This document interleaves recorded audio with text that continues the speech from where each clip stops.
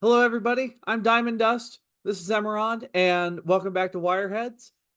Today we have a special interview here for episode 6.5.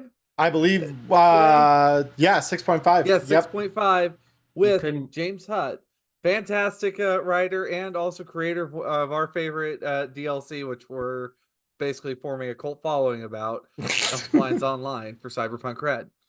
So, without further ado, James, first question out the gate, though. What is it that you do specifically So at I'm a our game Talsorian designer. Games? At our Talsorian Games, I'm the senior game designer. And I'm also the line manager for a thing called Five by Infinity, which people are going to hear about more at Gen Con. But basically, we're making a new line to do crazy, cool stuff that, um, is more indie inspired than our other lines. And it's also a place where we're going to get to publish awesome people. And maybe we want to bring back some old stuff too. Okay. But in a indier format. Okay. I mean, It's gonna that's be cool. My point is, it's gonna be cool, and nah. play them all of the things that come there with all of your friends, and you should buy everything. And you should buy multiple copies of everything. I mean, Uh, I've done that with Cyberpunk Red now to share it with all my friends. So the odds are good that I'll probably do it with most just of basically everything. treat everything I do as if I'm a Japanese idol group, and buying multiple CDs will make me love you.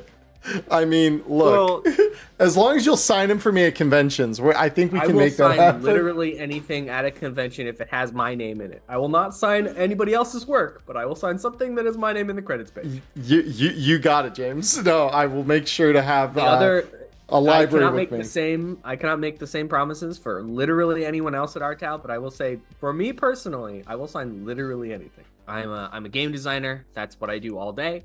I'm designing games, and I'm the. I worked on the Witcher TRPG. I didn't work on the core book, but I worked on things after the core book, making game systems. Doing some writing as well. Uh, Book of Tales was my first big book over there. Um, Tome of Chaos was a okay. great book. After that, I did interior writing in the monster book.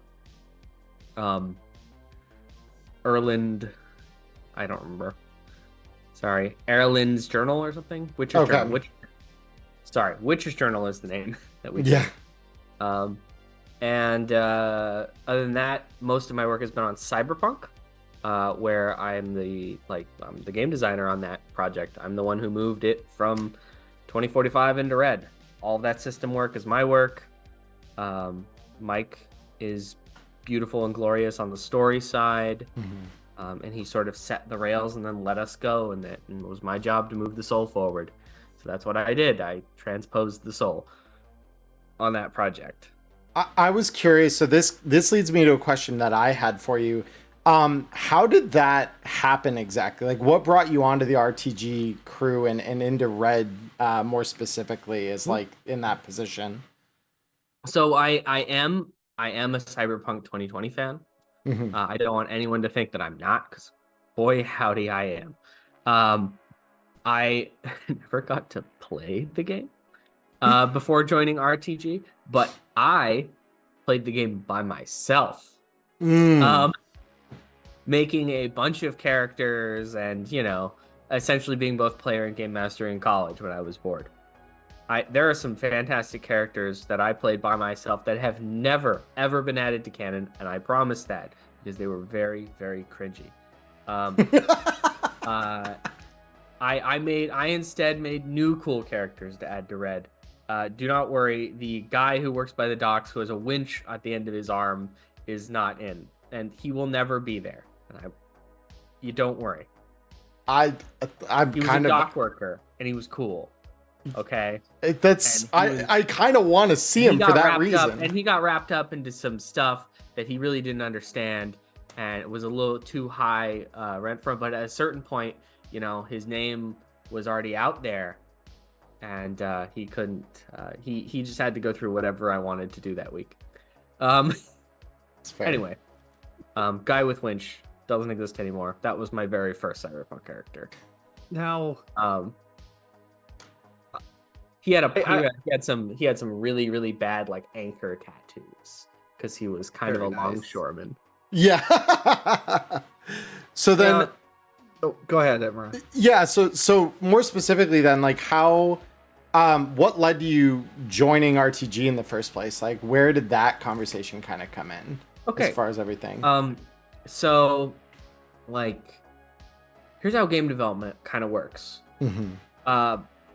People, there's no money in it. And that colors almost the entirety of, you know what I mean? When stuff becomes a big business, everything changes, honestly, for the worse a lot of the time. So what I want you to know is I am absolutely here because I want to be here. And it has always been my dream to do this. So literally, I am living my own dream, and I'm super, super happy. But trying to do something full time that has no money in it, there are challenges associated with it. I got out of college, and I was an indie artist right out of college. There wasn't a lot of food. There was starving even. While being an artist, it's a trope. Wow. Yeah. What a concept. The starving artist. Yeah. I was doing some like zines. So I was doing zines with a guy named Eugene Fasano. And he's still an active game designer. He does great stuff too. Visions of the Vault. It was a D&D zine I was writing, which was a bunch of stuff that you could have, because we had realized that there was a bunch of items in the like R.A. Salvatore books that never got stats, like really cool magic items that don't have stats. Wild. Yeah. No, that is actually crazy. Look, there are items that I'm pretty sure inspired parts of like animes. Like I think the Orihaukum statue in Slayers is based off of a mace. Huh. From the Cleric Quintet. Nobody cares about this. Sorry.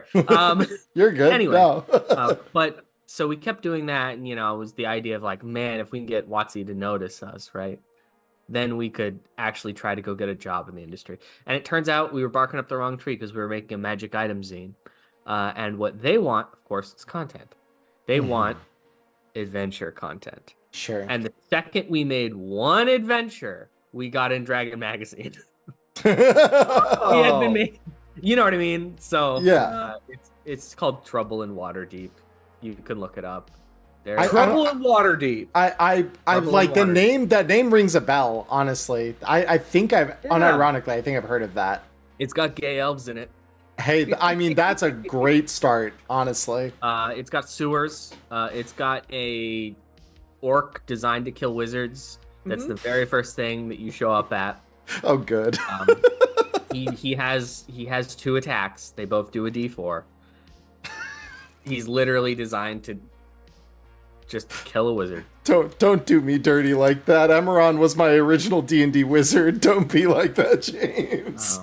At least he's not a wolf. Okay, wolves are the real wizard killers of You're right. Of first level 5th edition. You're right. Anyway, less about that. So we got in, and we got Dragon Magazine. That was awesome. But at the same time, I was also trying to get jobs in anything games, in video games specifically. I had landed a contract at Big Fish Games to make and I cannot believe they greenlit this, but I later figured out why. To make a Greco-Roman telenovela. Wild. Pastiche thing where your dad has told you that your mom died in childbirth, and he's not around very much because he's an adventurer, and that don't make the best fathers, it turns out. And he's left you with and I was doing this thing where I'd put like historical characters in times where they weren't. Young Marcus Aurelius is your dad. Is your life. And he's in the wrong time period, and I put him in like a place where he never was, and it's only funny if you know historically what the illustration looks like. He's like, is that? And he's like, call me Marcus. This is my dad, Marcus. Anyway, point is, you're starting to get scales in places where you didn't have them before. And it turns out your mom is a snake monster, and your dad is a little bit more adventurous of an adventurer than you might have thought. And Bard. you're going through half monster puberty. Of course, it's a coming of age story about being a teenager. So, then again, you don't learn this until you've already killed her once, because she keeps respawning in this dungeon. And then you meet your half brother, who's really mad that you're taking a bunch of his mom's attention. And you were never around, kind of. And she keeps talking about you. She's giving him a chip off his shoulder. And he's like you, except he grew up with monsters instead of humans. Anyway, I wrote one chapter, and I got paid out for writing half of the thing. It was a choose your own adventure book. I mean, hey, that's choose your own adventure video game app. I won't say the name of it, but who cares? Yeah. We all gotta start somewhere. Figure it out. You can figure it out by context. So you say start somewhere, but the half of that contract was worth enough to get me started in the industry. Look. And then I made a game called Triangulate, which was a puzzle game, like a 2-player abstract strategy puzzler. I also made a board game for that, which I was shopping around Seattle, and that's where I met Mike while trying to hawk a board game in an awesome comic book shop that no longer exists. Oh. Yeah, Anyway. That's an unfortunate story that plays out too often. I did the thing where I met this guy. I knew he had pull, and I very quickly connected that I had, highly respected the work that he had done, and I immediately made it so, okay, I'm going to drop everything I was just doing, and I'm going to write a spec thing for a week. Then I sent him the spec thing, and wanted to meet with him on it. Hey, I made something to show you, and he was like, I'll buy it. So it's kind of the best thing you want out of that type of meeting. I was Definitely. very happy, and that started my relationship with Artal, and it led to a job. That's incredible. Anyway, so that's how I got it. I also made an actually good video game, by the way. It's called Tiny Bubbles, and it's the only video game they've made that's actually still you can get. You can get it on Steam, you can get it on iOS, you can get it on Android, and it won the Seattle Indie Game Competition, a bunch of other awards. It's been Apple Select. You should get it. It's very fun. I did a lot of the puzzle levels on the puzzle side. So yeah, I do like game development in general. Well, I know when you and I have talked at cons, you mention a lot. I know, and you get really passionate about your game design and the theory behind it. And so it's that Oh, yeah. I think to anyone who meets you, I think that's a very obvious part of your personality. I am a designer's designer. Yeah. No, absolutely. I like the game design portion of the game. So, it's all got to play well on a table. Mm-hmm. It has to be engineered to do so. I imagine so.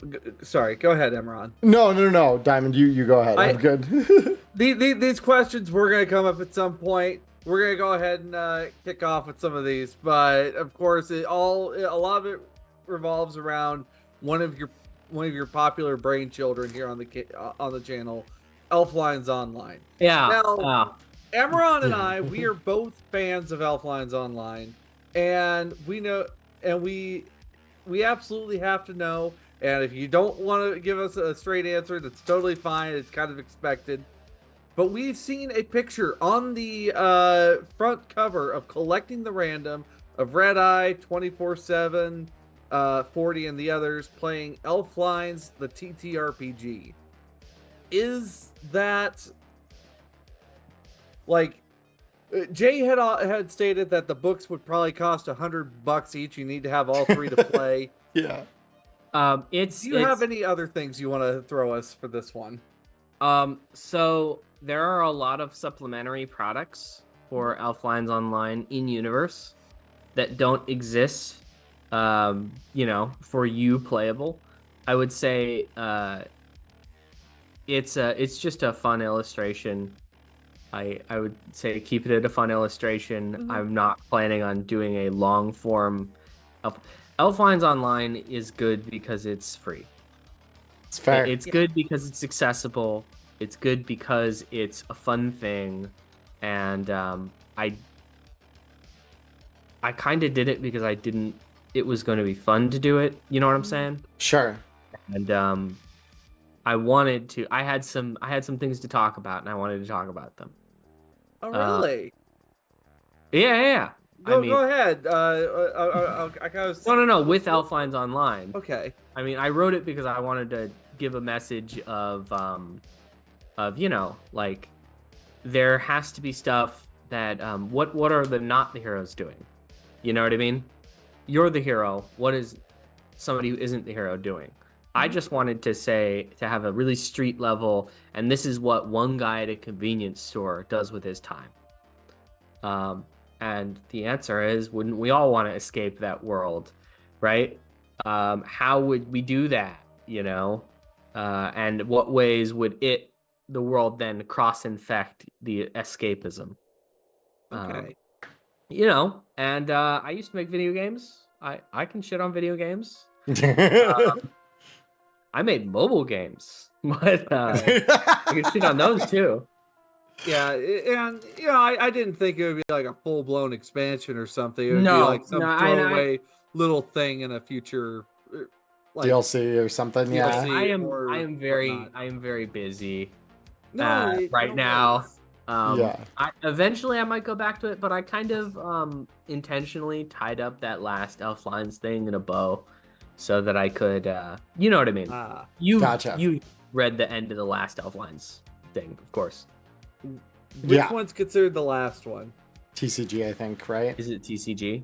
Yeah. That's the last one released, at least as of now. Yeah. I mean the or Derek Seiler's guide. Derek Seiler's guide is like the high point. I think TCG is the story, the Derek Seiler story in TCG. Okay. Bows the character. Mm-hmm. It's not meant to. Not all love stories are meant to. You're not supposed to know at the end. Sure. You get to figure it out. But anyway,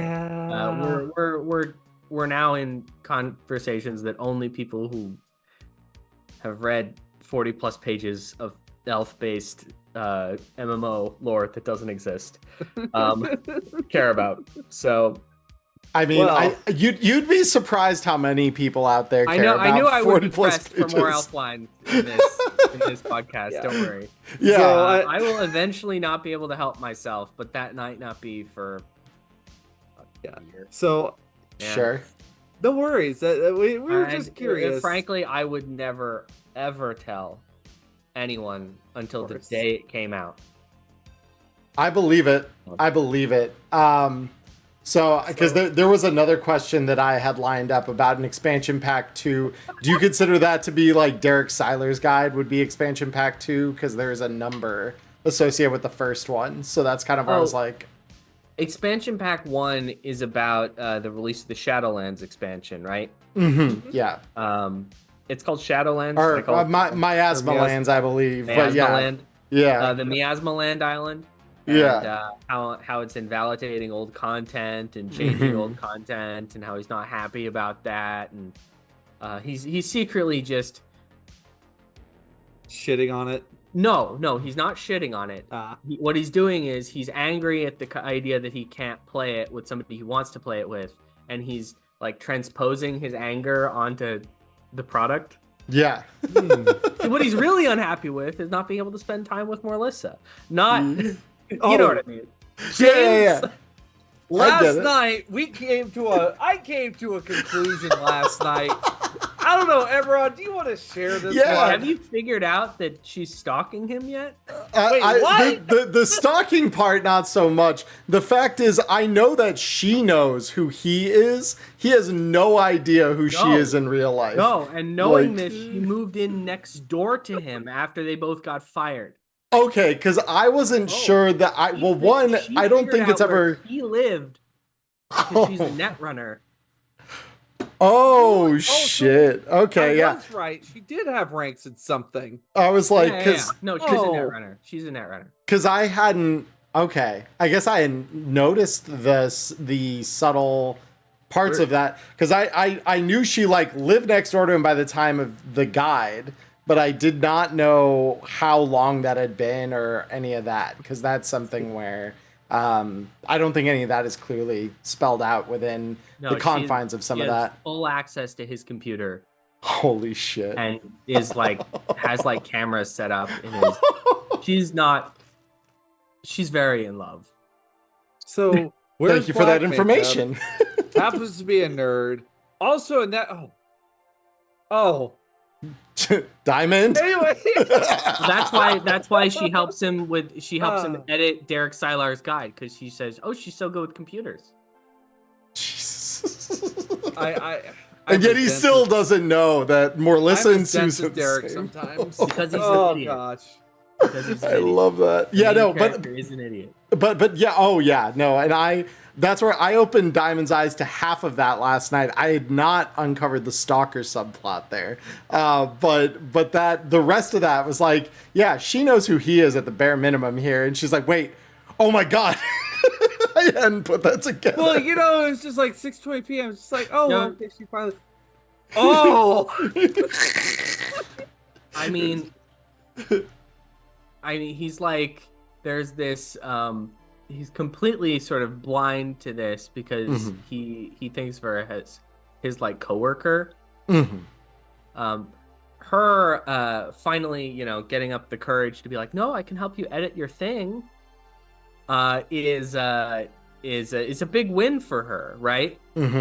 Because she's getting to interact with him in person in a more conversational way. She's kind of shy about it. Right. That I got full send. It wasn't super clear if that was like a stalkery thing or just a I don't really know how to approach this topic kind of thing because it's like both. Okay, fair. It's both. While mildly unsettling, it's kind of adorable all at the same time compared to some of the other existential shit that we're brewing up after podcasts. Right. Now, I suppose moving on from that, one of the other questions we had here with IP rewards within the game are a constant point of discussion within circles more obsessed with rules as written. And many GMs, including John, have added bonus IP to their home rules. I do that as well from time to time. And Emmerron, don't you do that as well? I do it pretty. You'll award IP for specific tasks. I do it pretty consistently, like every single gig, more or less. So what was your guys' rubric for the math on, I guess, deciding how that was to be designed and like the pace of progression within the game? The pace of progression is the same as the pace of progression in 2020. Here's the thing. 2020's pace of progression is not a modern pace of progression. It's like an old school pace of progression. You're not meant to like, you know what I mean? It's meant to be a very slow progression. Sure. Because the money progression is supposed to be way faster than the IP progression. It's not a like the incentive. So if you really slow down the speed, right? Sure. Then the incentives become, I can get it faster, easier, with a little money. But then, there's that trade of I'm going to have to install cyberware. Right. Or you have to chuck out a little bit more for that, plus for that excellent quality handgun. Okay, so you're supposed to be driven by money and honestly, a bunch of IP is worth a ton of money. Right. So Um, in that sense, then, was there, because I know in 2020 there was a mentorship or like educational, like where someone could teach you a skill up to a those particular were level. super busted, bad rules. I'm Okay. sorry. Those No, got fair. those got cut for cause. You know what I mean? That got Right. fired for a reason. Okay. Oh, Not good. You can, I mean, okay. You want to learn how to break the Witcher TRPG? Bring it. oh boy, let's hear it. I play in a Create game, so I want to character hear it. designed entirely to teach other characters skills that they should have, but their players didn't take. Oh, Okay. You will be almost just as good as you would have been, but everyone else will be an absolute unkillable tank of a gentleman or lady. Whew. You can train people into things in that game so easily. Mhm. Skills that let you increase the skills of other people in your group are great when you realize I'm not playing alone. Right. Team strategies brick a lot of games, and that is Sure. an obvious exploitable team strategy. The thing that it requires you to do is be cool with somebody else having the spotlight. And frankly, that's the reason why it's not something you see being exploited every day. Because people Fair. want to be the guy shooting the gun, not the guy teaching the guy how to shoot the gun. Right. That makes Even if perfect you're sense. making them really good, Yeah. right? Yeah. That is why that doesn't exist. So- Also, the skill chips that give you +3 in a skill and +2 in a skill, Right. those are really, really good when you use the rules as written IP stuff. Mhm. You're meant to go, oh, I don't have this skill. I'll just chip for it. Mhm. The reason why those chips are so expensive is because they just let you turn money into Skill Tax- points effectively. money into Yeah. skill points effectively, extremely at a really good rate. Mhm. And then the therapy you pay for the therapy later. You know what I mean? Yeah. It's all about like, oh, I don't need that right now. I want to spend my money on stuff, not therapy. Right. That's why you get all of that stuff on the. Sometimes you'll see players who maybe haven't grokked the concept that I'm getting at here go, oh man, I'll never be able to install all this stuff, and they haven't read the therapy rules. Right. That's how they install all this stuff. The Right. therapy is supposed to be something that you want to put off because it costs money that you want to be spending on other stuff. and time that you could be using to time. go make more money. Until, There of you go. course, you're burning sub 1 empathy and you're, okay, I'm going a little crazy. It's time to get that therapy I've been putting Yeah. off. For sure. It's meant to be dehumanizing Right. in that way. That's really good insight, honestly, because I don't think at any of the tables I've been at have like maybe viewed skills in quite that way, because even getting the extra points, it still feels like it takes quite a while to like build up It to does. some of the things. It Yeah. should. It should. Yeah. And frankly, a 6 is really high in a skill Yes. in Cyberpunk. So Yeah. if you start with a 6, it should be really hard to get to a 7. And maybe, just maybe, the only thing you care about shouldn't be getting 10% better at shooting a gun. Hmm. You know what I mean? Like, there's tons of these other skills you left at a 2, a 3. Hmm. 0. Also, Oh, luck points are way better than people think they are. I learned that the Yes. hard way at your table last Gen Con. That game fundamentally changed my opinion on luck points. That totally changed my view on them. I was wrong. 2 luck, too little. I needed more than that. But so then I guess the next little question that I have is that regarding so when we had an interview with Jay Gray, he kind of talked about how the Christmas DLCs come together with you two collaborating, Oh, and we loved obviously, and yeah, he's said nothing but good things about the way you two collaborate at PAX U each year, have at least for the last several years.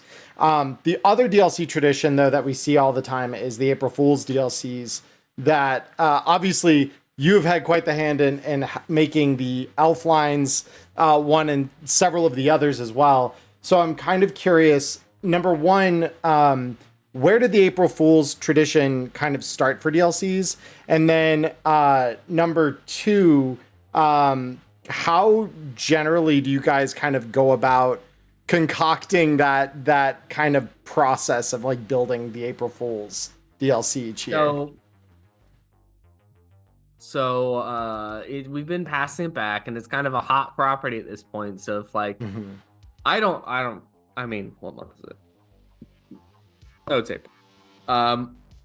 It's I've been head down on fossilized violence, which we will get to talk about. We will definitely talk about that. But I know all the fossilized violence heads are like, oh, I gotta wait. Scrub forward in the video, come back. Yeah, I know. It's just, dinosaurs. I get a little excited about that. I have questions about those. So the answer is, if frankly, I've gotten to have my fun. Fair. And if somebody else wants to do an April DLC, usually I'm like, oh man, it's all you. You go have the fun. Because we can only put out one, okay? Right. It's clear that we shouldn't be putting out multiple April Fool's DLCs, even though that is what every designer at Tal wants to do. Is oh man, do I get the April DLC this year? Right. Yeah, and you're just like, I'm good. Like I've done my piece. I have to say, with this latest one, I don't even know if I have the slot next year to do it, but if I have the slot to do it next year, I'm gonna have to do something big. Yeah. I can't. Whole open collab with another. I can't be going down without a fight like this. I mean, just let alone collabs are on the table now. Ooh. Mm-hmm. Oh gosh. Oh, to see it, some collabs with some other. Oh gosh, there's crossover of The Witcher and Cyberpunk Red. I don't know. Again. I don't know what I'm gonna do. But it's gonna be good. Good. I believe it. I did have one other question. If I get the opportunity, it might be Cody's time up to bat. Ooh. I mean, in which case I will cheer him on. I mean, to be fair, yeah, especially with Shadow Scar kind of in the wings here, I believe that. Yeah, Shadow Scar. I'm really excited for that game. I have being able to hop to that dimension. Ooh, actually. Though I do have a question, like more in regards to like the December DLCs, and do you guys like draw it out of the hat, like what the topic of the year is going to be, or what? It's free. So we have a general idea of like what haven't we done, and then it's free association. We just go and we just spit fire in the booth. Okay, that's all we do. You've done that so far. Just for every DLC is just like, okay, what have we not done yet, or do you guys? Every DLC is like made. Every winter DLC is like, what can we do that will one, people will want. Okay. And two, right now, let's do it right now. What are we doing right? What's the first item? Let's go. Let's do it. So if you like that, then you like Stream of Consciousness, James Hutt and Jay Gray. If you like that, I've loved it so far. So we have good news about us with editing. Oh man, yeah. No, when you say you just get in the booth and spit fire, you're right. Those were all really good DLCs. I mean, sometimes I'm saving, some bars on my phone that I get in the shower in the preceding month, but it's stuff like, I want to do like a rocket launcher that you can't aim. I love that. A narrative rocket launch. Drop narrative rocket launch. I don't want to shoot anyone in particular. I want to shoot there. I have dropped that on my players before, and just like, what do you mean they fire two rockets? I fire two rockets. You happen to be right in the middle of the splash zone of both of them. One of you is taking 12d6 damage. No, what you gotta 16. do is you gotta have a tech take 2 of those and duct tape them together. So 4 rockets? 4 rockets, and it's just like it's 2 metal rings and a pull string, and then a platform they're on.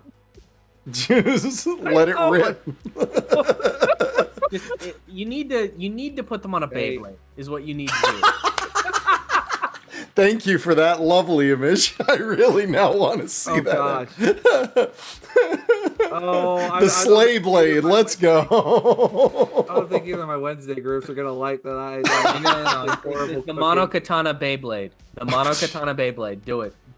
Diamond, I'm in both your Wednesday groups. Yeah. Please don't. No, I would like a Kendachi. Well, I mean, we are working. A friend and I are trying to work out a Kendachi yo-yo. Oh, that's they fun. want a Kendachi yo-yo for like they grew up in a yo gang. And that's You got stuff in you got got the yo Monowire gangs guard. don't have yo-yos. They're just youth gangs. You Yes. know that, right? We Yes, both know that. I know. But she's like, I was mean, but forced to use that term from 2020. I'll have you know. yeah. I think it might be No. from V3 actually. I think that might be where yo gangs show up. That either when the that or term comes up? Cyber Either Generation. that or 2020. Cyber Generation might have been it. Cyber Generation is V3. Uh, No. V3 No, is it's different. separate. That's right. Yeah. It's different. Yeah. Yeah, both are non-canonical at this point, but yeah, Cyber Generation was its own thing. This is gonna be, I think, one of the last big kind of cyberpunk related questions. Before Many as we, you want, man, we got time. yeah, no, but so there's something that I know I definitely have had a Over for curiosity. 2 hours, right? Oh You're yeah, almost, you're almost in a half. yeah. I just want to make sure we leave plenty of I'll time talk for to the you all day dinos. about this. Oh, Yeah. that's true. Oh, We gotta absolutely. get all into the dinos. We do, and that's where I want to make sure we have time for that. I'll pull So up the doc on my phone. I'll give you free shit. We'll give you exclusive new stuff coming up. ooh, I mean, I'm not going to say no to that. Well, So let's meet some characters. Nice. we will. So the question I have about Cyberpunk that I want to know a little more about, because I know based on what Jay was telling us when we interviewed him, you are the Midnight is a character you like quite a bit, and I would assume by extension that net running is something that you also have a particular sort of affinity for. Sorry, he's the upload. Or the upload. Yeah, I'm the so upload. sorry. The upload is his whole name. The upload is his whole name. Midnight is the time in which you are meeting him. That makes sense. That was a brain scramble Midnight moment. with the upload. The upload, yes. Yeah, they're a little scary. They are. And so I'm curious though, so because by that it would seem you definitely have an affinity for net running, and because you're the designer, I can ask you I did design the net running system. you did. And so That was me. the curiosity that I have is the Red net running gear is obviously very different from 2020's. The way you net run in Red is very different from 2020. However, the book does make reference a couple places to net running old net architectures. So my question is, would it require that you have old 2020 gear to net run those architectures and use the 2020 net running rules by extension? Or is there a way that the Red net running gear and therefore the rules can kind of work in a simplified way through 2020's kind of labyrinthine data fortress system? I think labyrinthine data fortresses can be completely I mean, think about it. They're boxes connected by lines, right? Sure. The lines they're connected with are so thin you can't see them. Yep. Just put a line between the boxes and then make a bunch of branches with boxes on them, and you literally have the same thing. Okay. The only difference is you're just making a network with more branching than you're used to. Right. Yes, they're compatible is the answer. Are they compatible in a good way? No. Are they compatible in a way that will probably kill your netrunner? Yes. Yeah. Should you kill your netrunner if they try to go to the old net? Yes, you should kill them. You should try to make them want to leave, and then you should make them almost die. Or you can throw out the good wrestling storytelling, you know what I mean, and have the Undertaker, where you want have the Undertaker almost kill them, and then Right. have the Undertaker actually kill them and say, "Wow, you really shouldn't go there again." Yeah. You can choose which wrestling storyline you want to follow, right? Fair. Yeah. And so, in that sense, then, is there the potential that we get a more comprehensive kind of like way to run old school net running in Red's context? Especially because I know by 77, we begin approaching that again. It kind of flat circles it. Yeah, but it's so quick hacks are coming in the Edgerunners box set. Mhm. But the VR net run, I am in the system Mhm. net running is not in the Edgerunners box set because Sure. that would require too much space for a box set. Probably. Of course. Yeah. I don't know when it's coming, and I cannot confirm nor deny it at this time. But doing old net running in Red, I would run it through Red's system. Mhm. If you want to do a complete like VR style thing, I would honestly just, I mean, in a homebrew way, I don't know, man. I would just say, hey, you're in this VR environment. Sure. And then every time they want to do something, maybe put that little thing that they're trying to do, make it be its own net architecture. Okay. I mean, that's Just have it fair. be a, you know what I mean? The presentation of it is different, but rules wise, you're saying, oh, and when you try to open this door, the door you're trying to open isn't actually a door, it's actually a password that you need to break. You know what I'm saying? Yeah, I hear you. No, I would also just have any AI they manage to see just pull Cthulhu tactics out. You know what I mean? You just start losing humanity points and you don't know why. Or, you know, oh, it has 5 turns this round.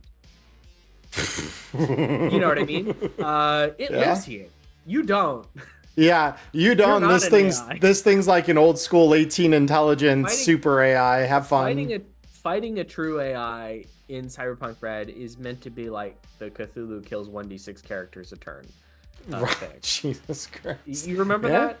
that? That's the old line from that book that Watsy got in trouble for.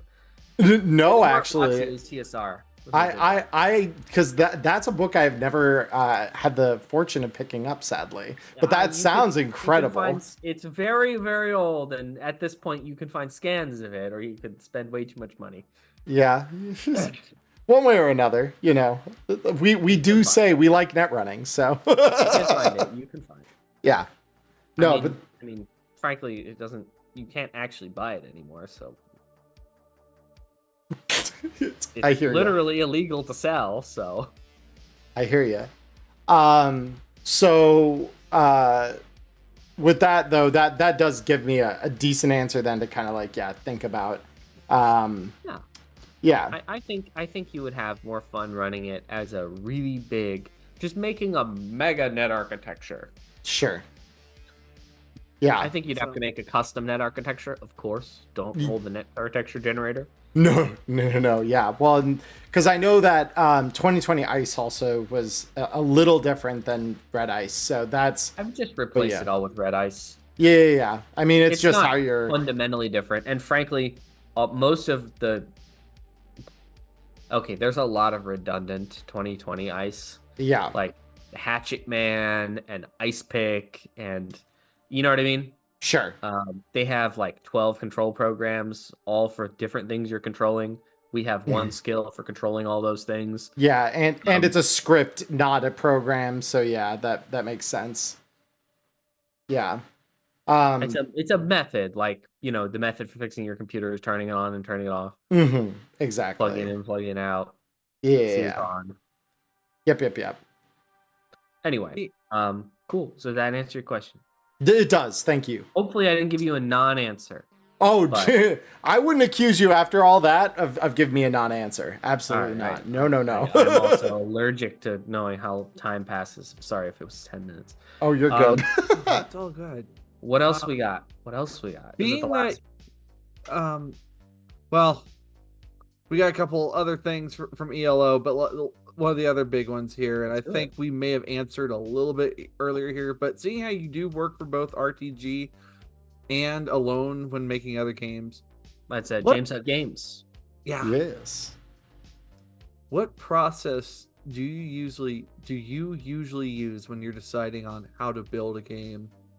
And Ooh. like, what ideas and elements do you typically prioritize when you're producing a new game or supplement? All right. So at the beginning of the design process, which is, by the way, the most fun part of the design process, the very beginning, where you get to decide, oh, what are going to be my priorities, right? Because you have to prioritize something. Because if you don't prioritize anything, you create something that nobody wants to prioritize themselves. You know what I mean? Right. You have to make something for someone. And I think of first off, the first thing I do is I find a person, a real human. And I go, what does this person want from it? What would be their favorite game? Right? Like, like, what is this person looking for? And then there's all these, businessy questions like, is that being served by the market? I wouldn't go to a person who's an absolute Cthulhu head and go, how can I make their favorite game? Because I guarantee that I would lose. I'm not winning that fight. But if I go to somebody and I go, what would be their favorite game? And I find it's a game that doesn't exist, right? In my mind palace. Sure. It's a joke. It's not it's a mind cardboard box. Cut out in the shape of a palace. It is one of those like big concrete storm drains that the police don't come in and search anymore. Where people graffiti stuff. Yeah. Yeah, where the people above the street speak about the people there as the locals. Anyway, that's the mind palace. So basically, I find you got to find someone who would love this thing, and then make something that they would love. Because if you're not making it for, here's my thing. If there's one of those people, then there's probably more of them, right? Like, that's how you make things that people want, right? You find one person and you fulfill the perfect vision of what they desire, and then hope that there are more of that person. Sure. That's the beginning, because we're not looking to make stuff. I'm not looking to use a bunch of my time to make something that no one is going to love, because I want to make things that people like. It's a tough road to hoe there. But tough road to hoe. Anyway, the second thing is I want to do it in a way that doesn't already exist.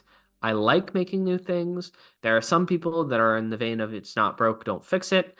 And I say I want to fix it better than the last guy fixed it. You know what I mean? It isn't broken, but I could improve it. And that means that I want there to be a uniqueness in the core of the game. And for me, that means the turn-to-turn gameplay needs to have a unique element in it that I enjoy. And that's going to make me want to make it an intellectual challenge, right? For the design. There's some wild stuff coming up at James Hutt Games that is a little bit too hot for TV. But we'll see. And by which I mean to say, doesn't involve rolling dice in a manner that you've rolled dice before. It's all very family friendly. Of course, like I want it to be okay for you to play with your young adult children. You know what I mean? And have that connection, father to son, mother daughter, mother son, father daughter, all the good stuff, and everything in between. So I never really built stuff that crazy. I will say Cyberpunk, I think, is my most adult game, in terms of everything. Yeah. Hard to make that property super family friendly. Exactly, and I never looked to. Right. I only looked to present hard times in a positive light. there are still hard times in Red, but there are people trying to make the best of those hard times, and there are people fighting for the future. And the unfortunate bookending of Red is, of course, they lose. Right. Right. You know what I mean? Always. I mean, there's always. Like, we know in 77 they lost. Right. Well, and there's Punks always did not win. the quote that always circles back is the whole Johnny V conversation late, where it's, we thought we'd get a happy ending. I'm sorry, wrong city, wrong people. And it's like, yep, that's a cornerstone of it. I don't think it's true cyberpunk unless you have a sense of that somewhere in the fabric of what you're doing with it, in my personal opinion. Now, why they lost is probably something we won't ever talk about. But why they lost, I mean, look outside. There are very realistic reasons that you might be able to think about, right, for yourself, and introspect upon why 45 is different than 77. Why the people that save you might not be the people that you know. Yeah. They're not altruistic saviors. They want something out of it. No. The people that saved you, the people that saved, the people that stopped the time of the Red from being the apocalypse. Yeah. Are not the people that the corporations are looking to rise up. Right. Yep. Right. Frankly. Nomads are not doing so hot in 77. No. That's their storyline. Their storyline is saving everybody's butt and then getting absolutely nothing for it. Yeah. Their storyline's a bleak one, sadly. But yeah, I mean, fair point made. So then along the lines of the question we had asked about game design before we kind of tangented off. Yes. Where did I stop? So you said you want to make things that are like family friendly enough, right? No, yeah. I just don't mean X-rated. I'm gonna be honest. Yeah. I just want to make things that you can possibly tell your parents about. Sure. Rated M. Rated M. I don't know why I need to say that. Yeah. And I do not need to say that I'm looking to make. I mean, even fossilized violence isn't that kid friendly. It's mature child friendly. It's teen friendly. It's T. It's T. It's not M. Yeah, I mean, there's drugs in it. It's T. Yeah. It's not M. Probably still illegal in Australia though. Sorry. I don't want to make fun of Australian censorship today. I do have to. I'm sorry. No, hey, we're in the US. It's all good. But so then based on the Australian cyberpunk fans are so dedicated. Uh-huh. They're like the best.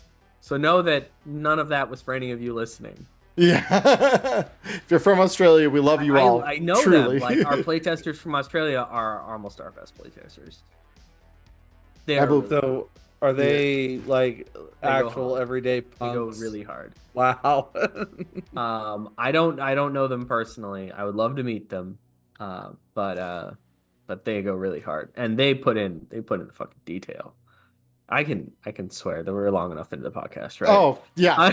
You're good. Oh good. We swear all the time. It's fine. We're not a child friendly. No, anyway. I mark it as mature content on YouTube. We're good. I do wanna finish out what I do in my design process. Mm-hmm. So we have a person who will love it, and we're hoping they multiply. Mm-hmm. We're having a core, something that makes the game unique, and then after that, I have to play test the living dog shit out of it. I have a number one playtester.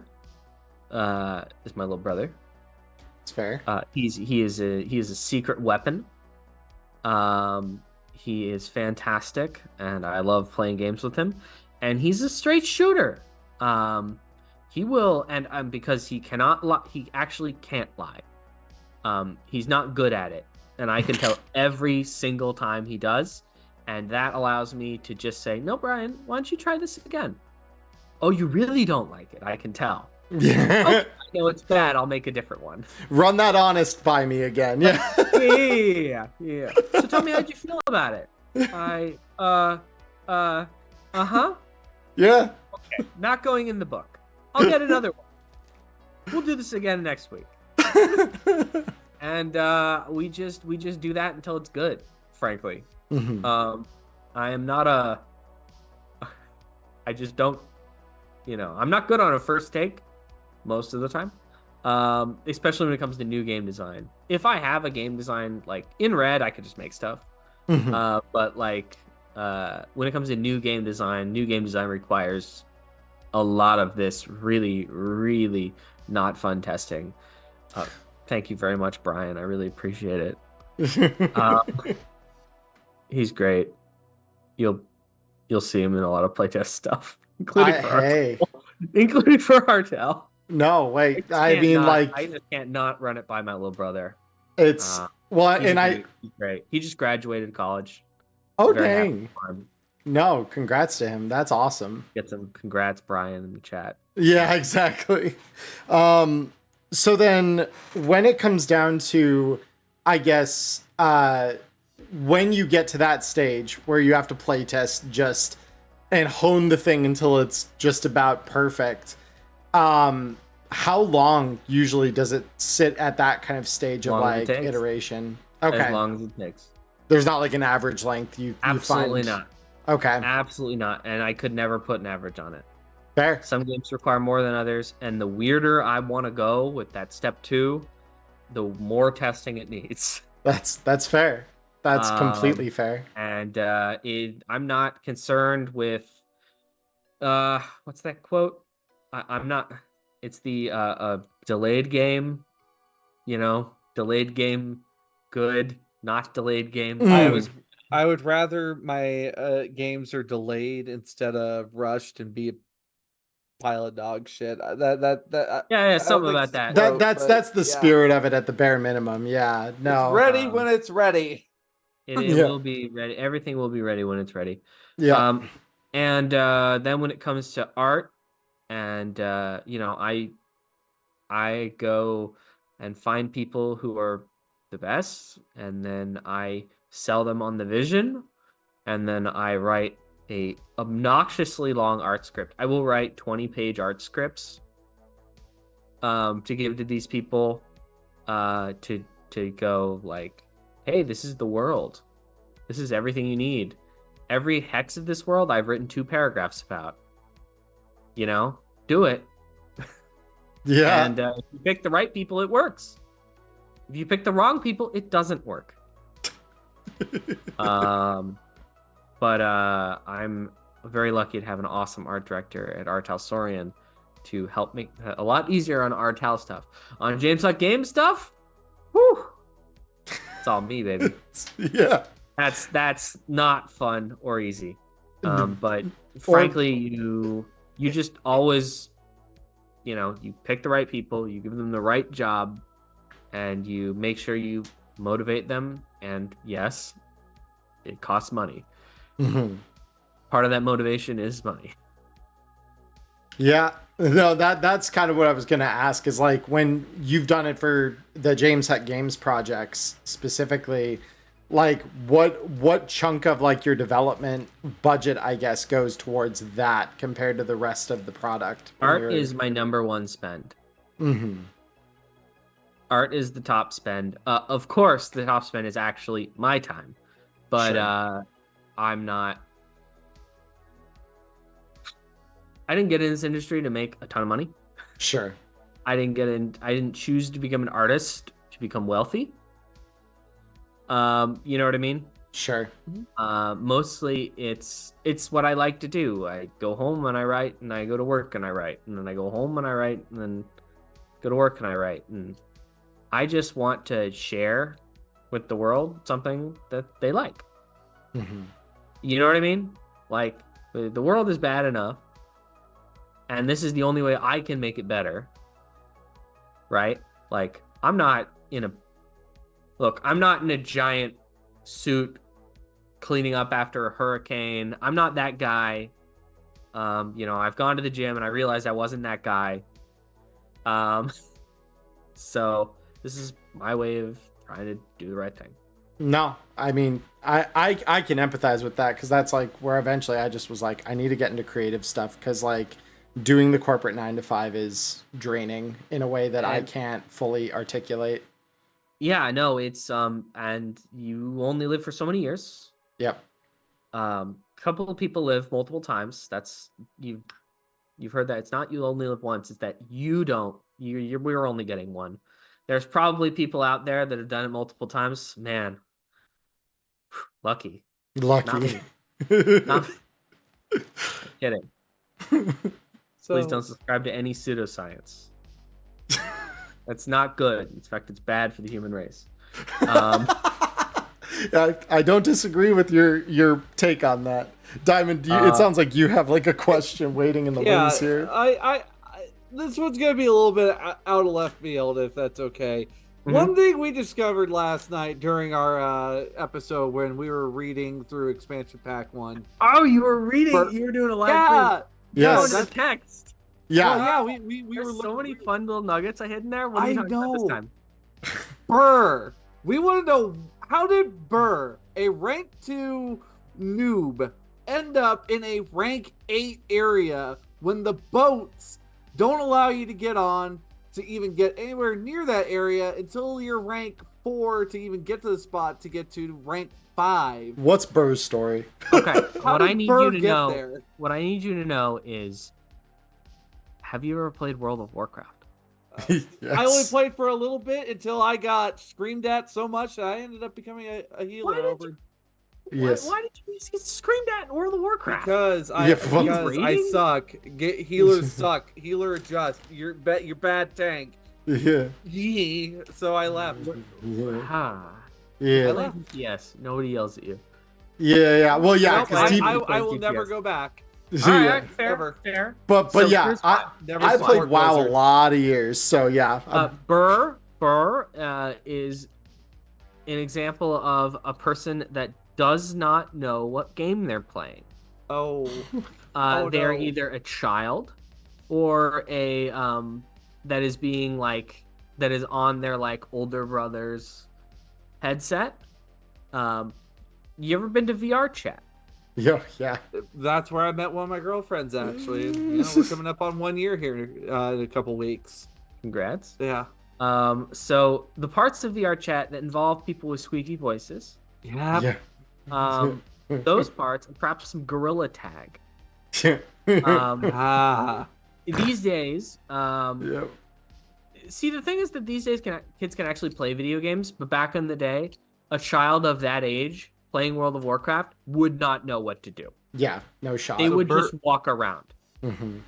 They would just walk around, and in a PvP game like Elflines, there are no like, "Hey, stop attacking this guy," right? So Because their Burr might be a monetization, squeaker. it might be. Burr could be simply a really old person that got into this thing because their kid likes it and they got addicted to the game, but they really don't have game skills, but they still like the game. Mhm.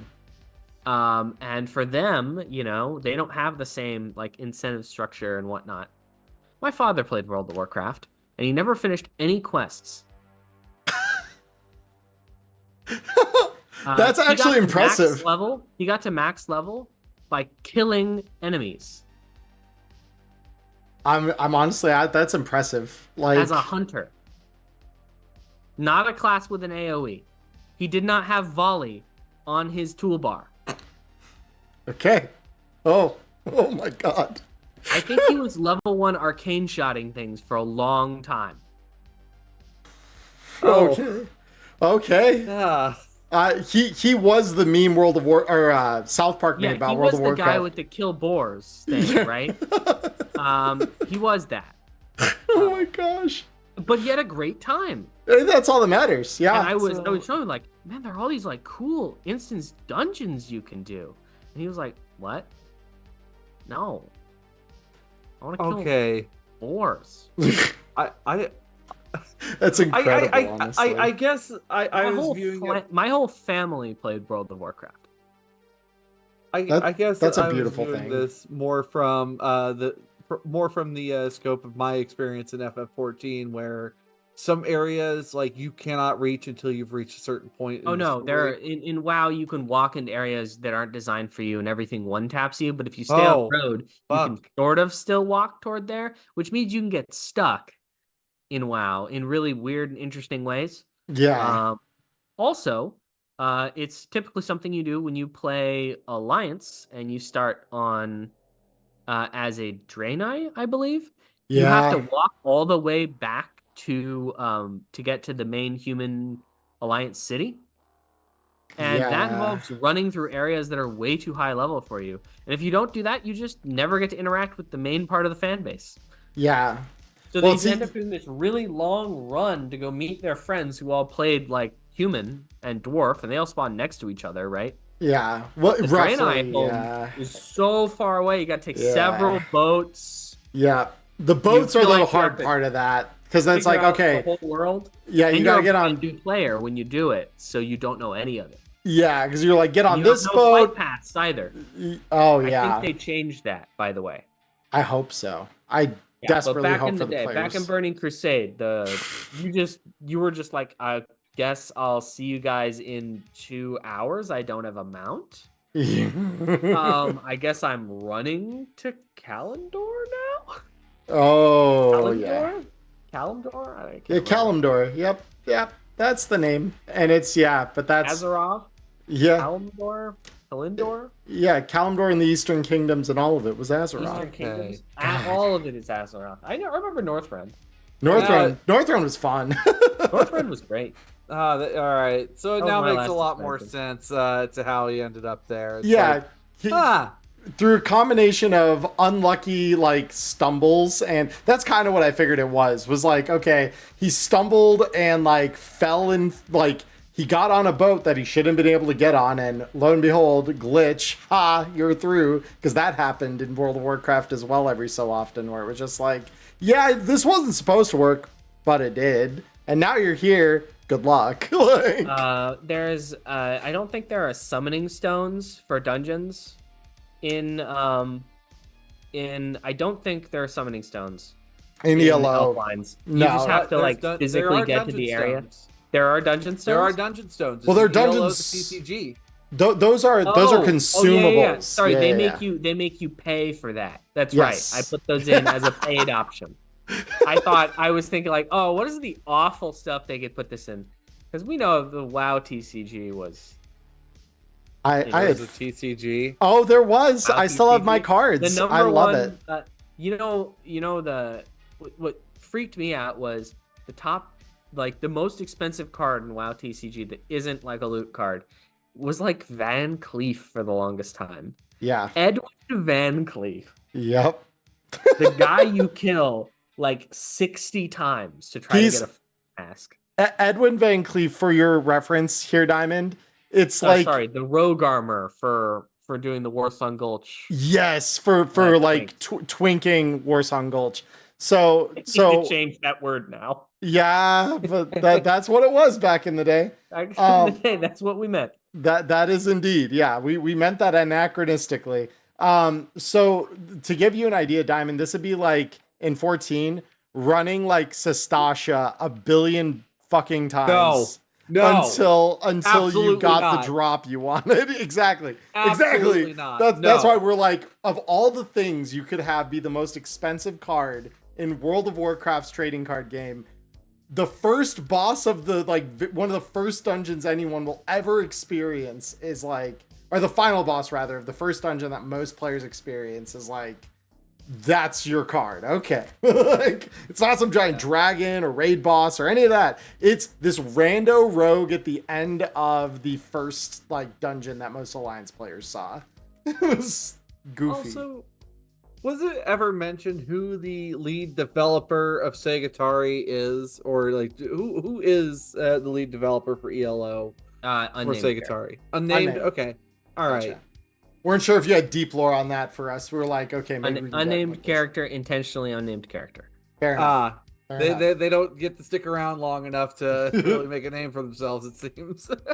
Or Well, we I just would get to assume that define it's it. one of those things where, well, you know that Elflines Online is the sequel to Elflines 1 and Elflines 2. Mhm. Yes. Those games all have different development teams, and the third game, my point is, it's a copy of a copy of a copy. Right. You know, Ah. it's a translation by wire. It's that thing that happens when there exists a property that just gets transferred between so many people and it loses its soul, and you know what I mean? Yes. Yeah. It's I meant to be getcha. video game hell, right? Yeah. No, I Video hear game that. hell. So I've kind of a random offshoot question here related to ELO that I just want to throw in real quick. Physical ELO TCG cards, even as like a print to mail thing through like drive-through cards, is that ever something that you would consider doing? Make your own. Make your own. Okay, Make your own. fair enough. They're meant to be played with playing cards, Right. because it's I want it to be accessible to anybody opening Sure. the document. And one of my favorite ways to play is you just get a deck of cards that's unopened. Lord knows I have a bucket of unopened playing card decks over there. I also have a bucket. Yep. Fair enough. Yeah. And you just split the red and black, and that gives you the dual decks Right. that from the back. Like one player can play the warlock, one player can play the hero. Yep. I literally done that with my wife, and she's like, I really like this because like she does not like trading card games because the strategy gets really, really deep. With deck building Why and does stuff. she like the game I intended to be bad? Because she enjoyed the idea that the dual deck way of playing it is like we both have options that don't change game to game, and I can play for a specific line, or I know what's good and I can just play it, and I don't need a. She's very like, I like Super Mario Brothers because all I gotta do is not get hit by the enemies, jump over the pits, and get to the end of the level. And if I do these three things enough times successfully, I beat the game. And so you are a lucky man. Believe me, I know. There's a reason that I got her one of those mini NESs, one of our first Christmases together, because I'm like, you'll love this because all these games are the things you really like. And I'm sitting over here with my complicated like RPGs and MMOs that have like forking progression, and I'm like, this is my happy place. No, I have to Google where I should put my talent tree so I don't get thrown out at the dungeon. Yeah, I mean, FF14 thankfully is better eye about level that. isn't high enough. Mhm. Yeah, 14 has eye been level. nice about that. just like- That destroyed World of Warcraft. It really did. Well, between that and all Because the you had power, people, borrow getting power. mad about eye level in mid-level dungeons. I know. Yeah. Yeah. It because it all trickles down, you know. Yeah. Culture comes from the top Yeah. Yep. that way. Culture got toxic as hell. That's where I'm like, I'm So- glad not to play it any longer. Anyway, So Anyway. Elflines- I want to make sure I answer as many of your Elflines questions as possible, because Lord knows there are very limited avenues for me to answer Elflines questions. No, that's totally fair. understandable. I think we've reached the end of that, but we got 3 questions coming from audience members of ours. And first one starts from a mutual friend of ours, Nyla. In the past, there have been some DLCs that are extremely out there and wild. Is there ever an idea for a DLC that you or a team member have put forth that was too outlandish or wild to put in the game? That's the thing about DLCs, is they get to be whatever they want. Mhm. We don't force. Here's the thing: if we force them all to be good, Mhm. then whoever was defining what good was would eventually run out of ideas. Sure. Would eventually become stale. And I wanted to create a place where so old school tabletop role-playing games had these things called magazines. Mhm. And magazines were these things made of papier Yeah, I still remember- play Borg, remember okay? magazines. I've seen zines all the time. I right. played Dungeons and Dragons 3.5 and Pathfinder First Edition. I've seen Zine. Oh God! Don't say 3.5 like it makes you old. I learned it back in 2017. That's That's why I cut my teeth on for TTRPG. Well, James, she's And the I youngest loved person it. in this call too. I just want to I point know. that out. I know. Look, I'm not that much younger than y'all, though. I'm 25. Hey, those 5 years, those I know, They big difference. catch up to those you. 5 years really start catching up to you. The 25 to 30 jump is big. Yeah. I'm already feeling it in my bones. I this look. I don't know if this is a self-help space, but hit the gym, Diamond Dust. I do. Good. I Then you're already gonna be fine. Then you're gonna be fine. I have to stay in shape for my job, so like. Good, good, good. It helps with the joints. But So- yeah, Swimming helps with the joints too. So, I mean, that's the nice thing about living in Arizona. There are pools everywhere. There have to be, or y'all would die. In the summer, absolutely, yeah. But, So to center back on, I was in Arizona once, and I played I played tennis in Crocs. oh, You know what happened to me? you melted your Crocs? My Crocs melted. 2, my feet melted into my Crocs. yeah, sounds and about right. 3, I couldn't walk for the next several days due to the large blisters that had formed on the bottom of my feet Oh, from the melted plastic. oh, That's why we wear actual shoes out here. Yeah. Yeah, that's real shoes. And if you ever see somebody wearing socks with sandals, that's why. In that heat, that's why. That's how I met my wife, was wearing socks and sandals, and she won't let me live that down. So, And so she chose to remind you of it forever. she did. She was my first friend in middle school out here, and somehow we separated. Our Wait, lives don't got dox separated. yourself. You got a bunch of people looking up Arizona middle schools right now. They won't find me. I guarantee you they won't find me. But we separated for a time, then got back together later on in adult life. So that was wild, because then we're like, okay, cool. Well, I already know the most embarrassing things about you. You wear socks and sandals, and I'm like, no, anymore, I don't. There's you nothing did. wrong with the occasional socks and comfortable. sandals. They are They're comfortable. They're very comfortable. As long as the sandals aren't flip flops. Then they were not. No, Oh. they had full straps on. Unless them. you get those toad sandals, toad socks with the flip flops. That's actually really nice. Those are really nice. Pervert. Those are in your really house. Yep. Very Not nice. in public. But Yeah, so I was just wondering. On 'cause- Feet 'cause Finder. I know you had.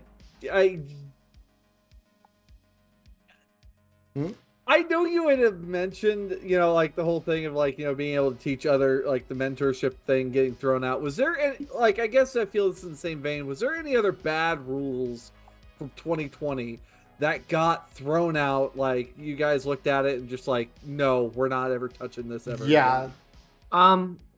So I don't want everyone to think that any of the modernization that went on was because the rules were bad. Mhm. sure. Except for that one I just mentioned. Right. But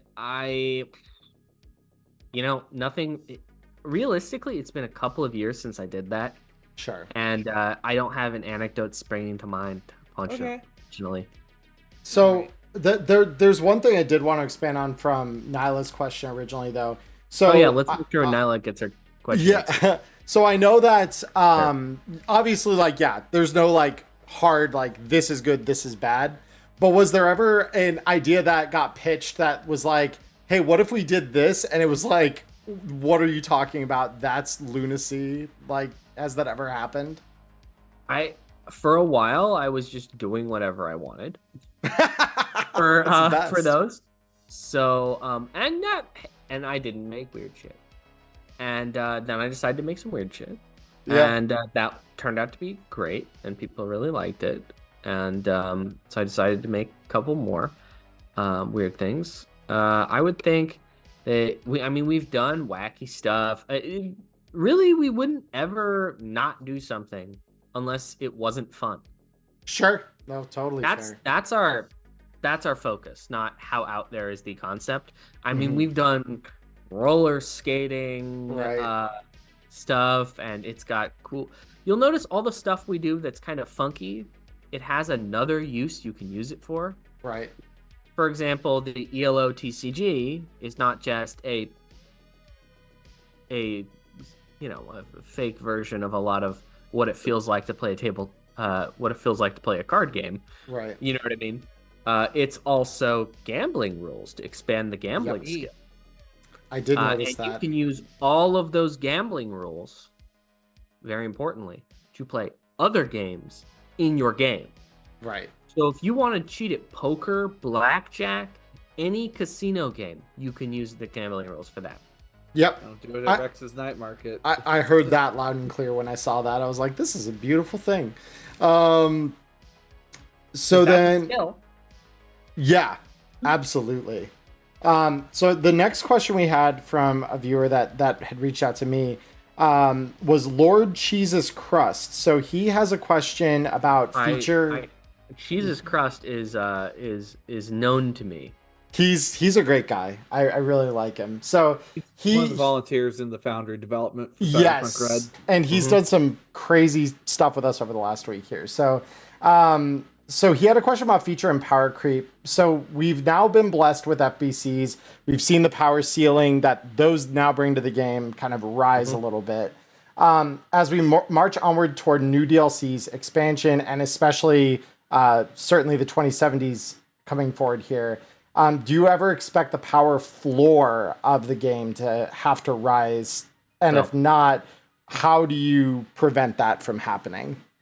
The answer is no, because I have completely planned out floor and ceilings in a game design Bible for the property. So I have plans. Is the answer? Is there is a planned? The answer is, don't worry, everything's gonna be okay. Everything's gonna be okay. Everything's gonna be fine. Okay. And yes, FPCs are basically the power ceiling. I believe that 100% because that's kind of what they were in 2020. Yeah. I mean, ACPAs are very niche compared to FPCs. Right. And you get higher than that and you're talking about like tanks. You know what I mean? Why would anyone have one of those? If you wanna put a tank in a game and you can't figure out how to like homebrew a tank currently, what you don't need is me to make a whole book about like the things that will kill you in one hit. Right. Right. We- But you see, officer, this is my medically prescribed tank. I can have it here in the green zone. Oh, what's that YouTube short? The difference between my tank and a tank that's plugged is that mine isn't plugged. And then they roll a ball down it and show that it's free and clearly open. Oh my god. Yeah, that's I mean, but that would be someone in the garden patch. Like, guys, check this out. Check this out.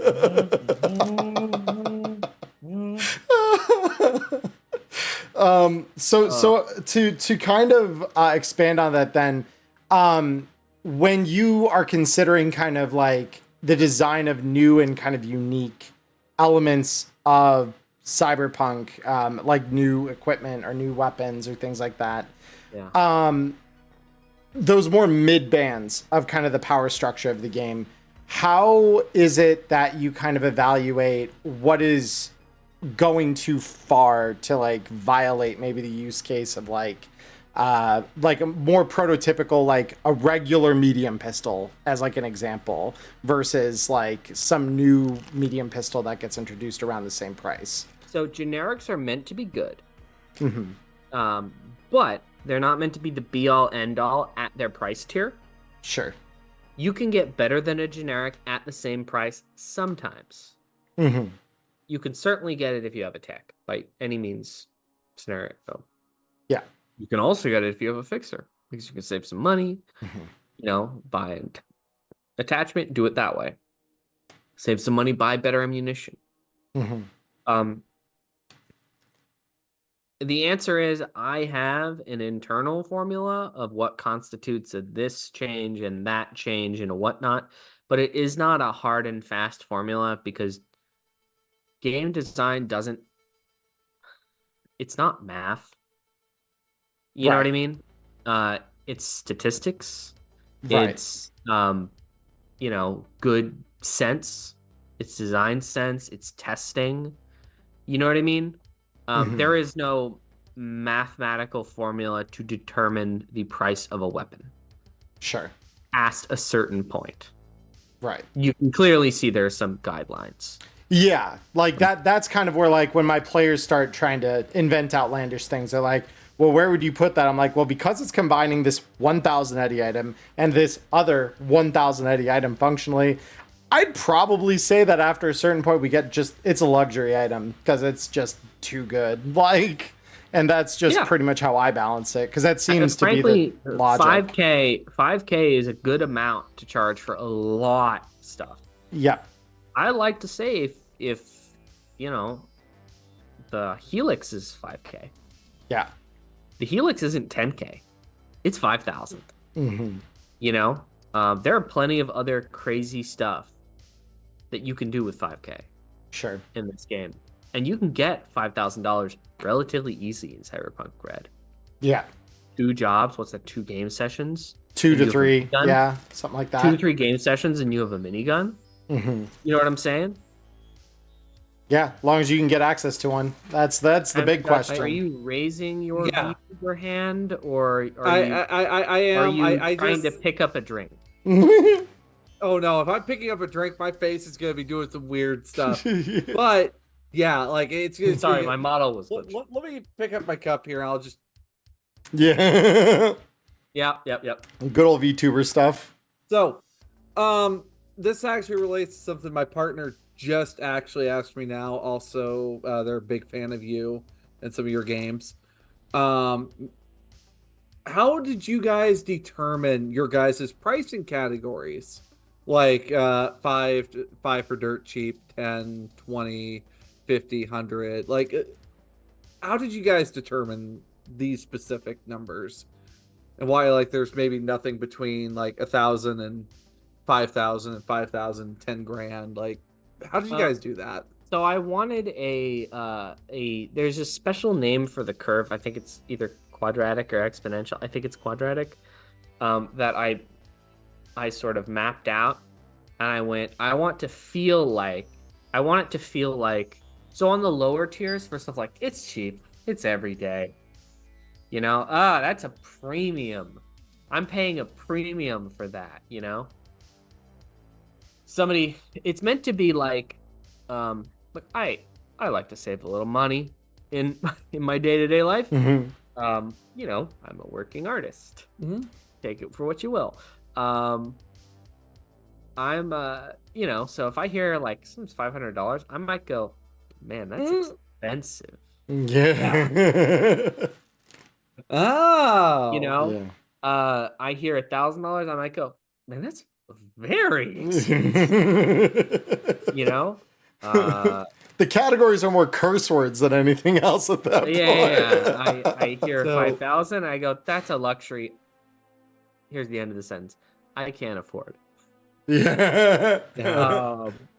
And then above that is, super luxury. It's like, what do you think I am, a billionaire with because $1 billion nothing- dollars? $1 million. Yeah. You know what I mean? Yeah. They're meant to model a life decision. The fact that there's no intercategories in between certain things is sort of meant to frame the concept that, like, after you get above things that cost $1,000, you're kind of in a different world. Right. And I did not want 10,000 to be the next category, because I knew that for game design purposes, it can't be 10K, because then Right. people are waiting around. Imagine if people had to wait to get to $10,000 to buy a Tsunami Arms Helix? And the answer is they would not get there. They would stop playing your campaign. Right. Because then you're talking rents due probably before you even get that money saved. And I want people to pool their money sometimes. I want them to go to the other players and go, also, your players should be like, I have a couch, man. Let's like save some money. Right. And that has sometimes been called a poverty simulator. But I hate to break to people saying that type of thing. It may also be called a reality simulator. Right. For people with rents like that. My friends took me in off the street and I crashed out on their couch for a time. And it took a little bit to get me back on my feet. That's street level storytelling. Yeah. Street level storytelling is I'm a hitman who has to sleep in my car. Mm-hmm. You know what I mean? Street level storytelling is I wrapped athletic tape on this gun because I don't want my fingerprints on it. Mm-hmm. There's tons of the focus in Red is on the street, on street level stories. We're doing the Luke Cage stuff. We're not doing we're in Luke Cage and Daredevil part of the MCU. We're not in like I'm flying in space. Mm-hmm. We're doing the local drug dealer is really hassling the neighborhood. Right. That's what we're doing. So that's what we're doing. I guess just to kind of summarize, that's why I'm not qualified to write Luke Cage comics, by the way. that is me, yeah. Looking at these different price categories, it's not so much just the dollar amount. It could be like technically this is like a bag of kibble is like technically like $15, but it kind of rounds up to 20. Like it's an everyday thing you need, but it is a significant purchase. Now the difference here is that lifestyle choices are your lifestyle cost at the beginning of the month. That is meant to pay for that bag of kibble. Yep. You only because the idea is if you plan your finances, they become easier to reach. You know what I mean? Does it make math sense? And does that make real world sense? No. You don't get a discount if you say, I'm only going to eat at these things this time. But it allows you to do stuff. Here's the thing. Yeah. If lifestyle didn't exist, then nobody ever in your game would willingly spend money. And it would feel terrible because you're presenting a modern setting where, hey, you walk outside and if I'm thirsty, I can always buy a drink for $3. Right. Anywhere I go, right? Maybe $5. I live in Redmond. The Microsoft campus is right there. It's a little inflated in this area. Just a little. Just a little. It's not as bad as LA. Yeah. Go to an Erdogan. No real pain. Anyway.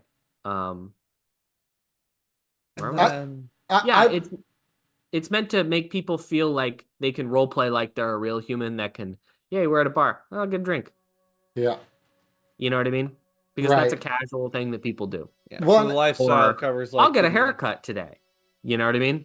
Well, and I think I've always extrapolated to the extent that like Life Path also accounts for the fact that like you can do things that normal people would do, like couponing or shopping sales or taking a certain level of that into account as well. So that way you're like, okay, like, maybe buying a single bag of kibble a la carte is like much more expensive by comparison. But if I buy them in bulk, like if I go to the bodega when they've got their weekly sales or whatever, I could maybe scrounge it for less and by fact, like save money over the month. That's kind of like where I've extrapolated to a certain extent. So it makes a little more sense. It's not perfect, but it definitely makes a little more sense. I will say that all of the kibble that is on stale is also stale. Yeah. Yeah. It did lead to one last question. Not switch lead, but one last question from a viewer, Tom. How do you decide the sustainability of a new game mechanic? Suitability. Suitability. Yeah, suitability. New game That's mechanic. Different. Yeah. All right. The suitability of a new game mechanic. You mean for text? Not just text. Just for design, design as a whole, like big design, big question. Yeah. Suitability. Okay. So the first thing in suitability is time cost. Because that's the number one spend in the turn that you're taking, right? How long is this action that I'm asking for mechanically going to take to complete? What are the steps to requiring it? And this gets pretty in depth, you know? If I'm telling you to make an attack roll, right? Then what I'm telling you to do is pick up a die, roll the die, look at the die, see the number on the die, internalize the number on the die, add a number on your character sheet to that number, and then ask a question, receive an answer, and go, I hit, roll damage die. You see what I mean? So Time is the number one concern. If something takes too much time on table, it kind of must die. Right? It's not suitable. Most ideas Tobacco is the first thing I can think of. And take too much time. But if you change something big, then perhaps it could be less time. A lot of mechanics are good for games that you're not making. You know? I'll make a mechanic and I'll be like, this would be great in a game that I'm not making right now. Right.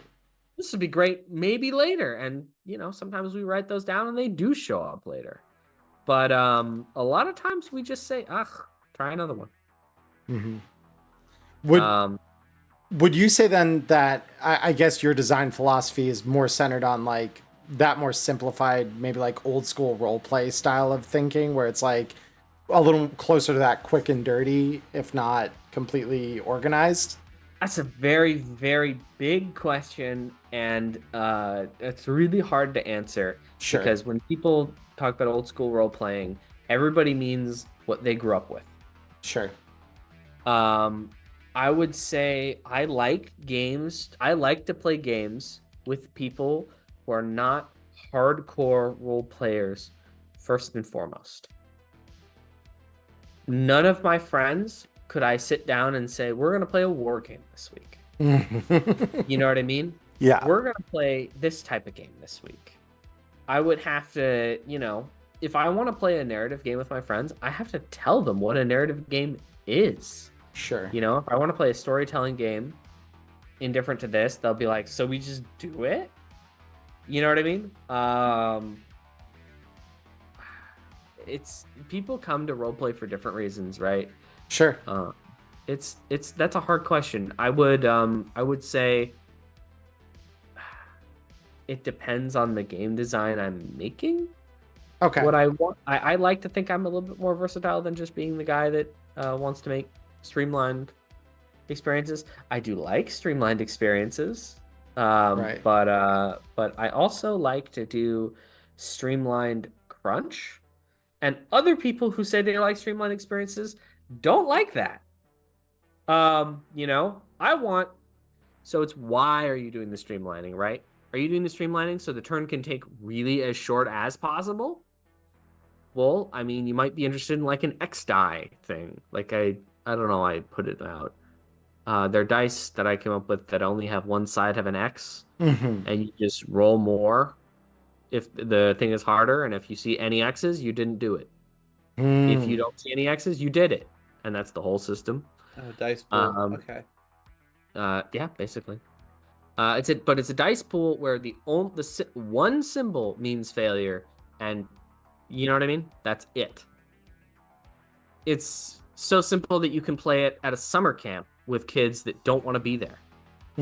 Right?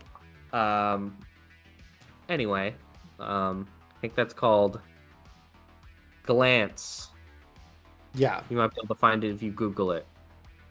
Gamers loathe absolutely. I don't remember. Gamers loathe addition, counting, etc. Yeah. I don't know. But anyway, I don't think I'm that guy because I'm the guy who wants to streamline the game so that I can put more cool crunchy bits in. The more streamlined I can make a game, that means that I can muck it up with more crunchy bits. Sure. I want to maximize the amount of crunchy bits Sure. by streamlining the game and not streamline the game away from those crunchy bits, right? Right.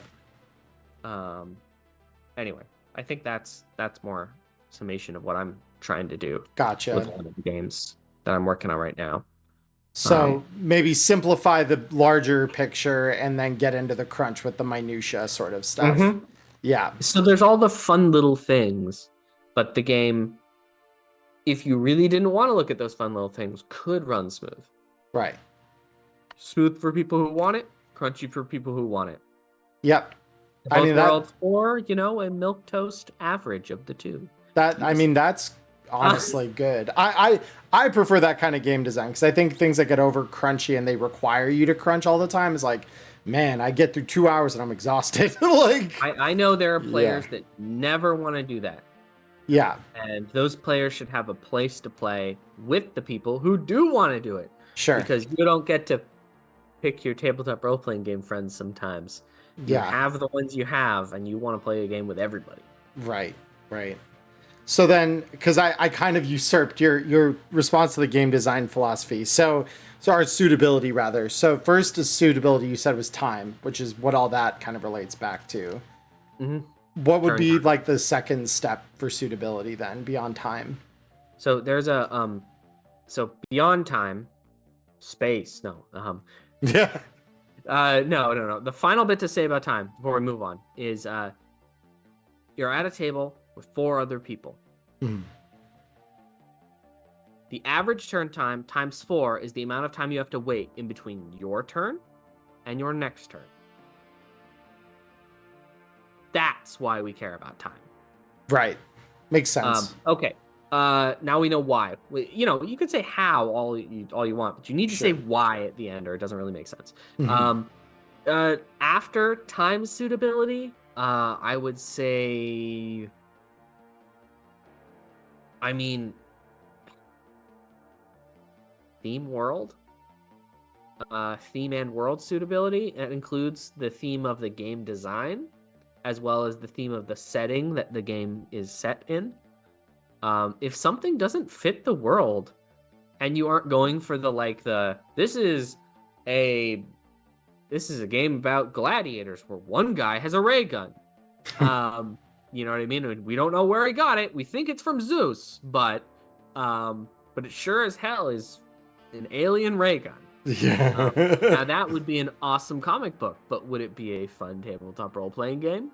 Yes, if it was a solo game and you had the ray gun. No, if you didn't have the ray gun. You know what I mean? Sure. Gladiator with a ray gun coming this year. Yeah. Next on 5 by Infinity. No.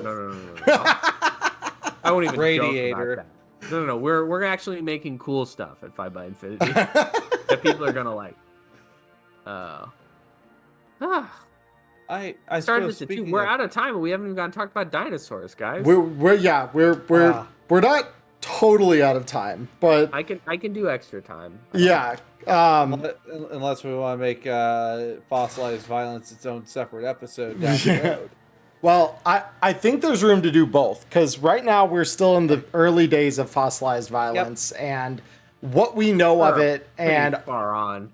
We're pretty far on. Perspective. From your perspective as a designer, that maybe is less appropriate as a description. From us as predominantly consumers, and and from the perspective of even when we've been able to peer into like little sneak peeks and stuff. For us, it's been less than a year, because I think you announced it in consumer. If you volunteer at the booth and play test our games. Yeah, I mean, yes. I think you get to stop considering yourself pure consumer. Yeah, it's more that I don't know how much I can say about that. So it's one of those things where I always play safe. As someone who is excited for fossilized violence, but I know nothing about fossilized violence. In these last few minutes, James Hutt, sell to me and the audience why we should look forward to fossilized violence. Please. I love it. I'm ready. I'm ready for the big sell.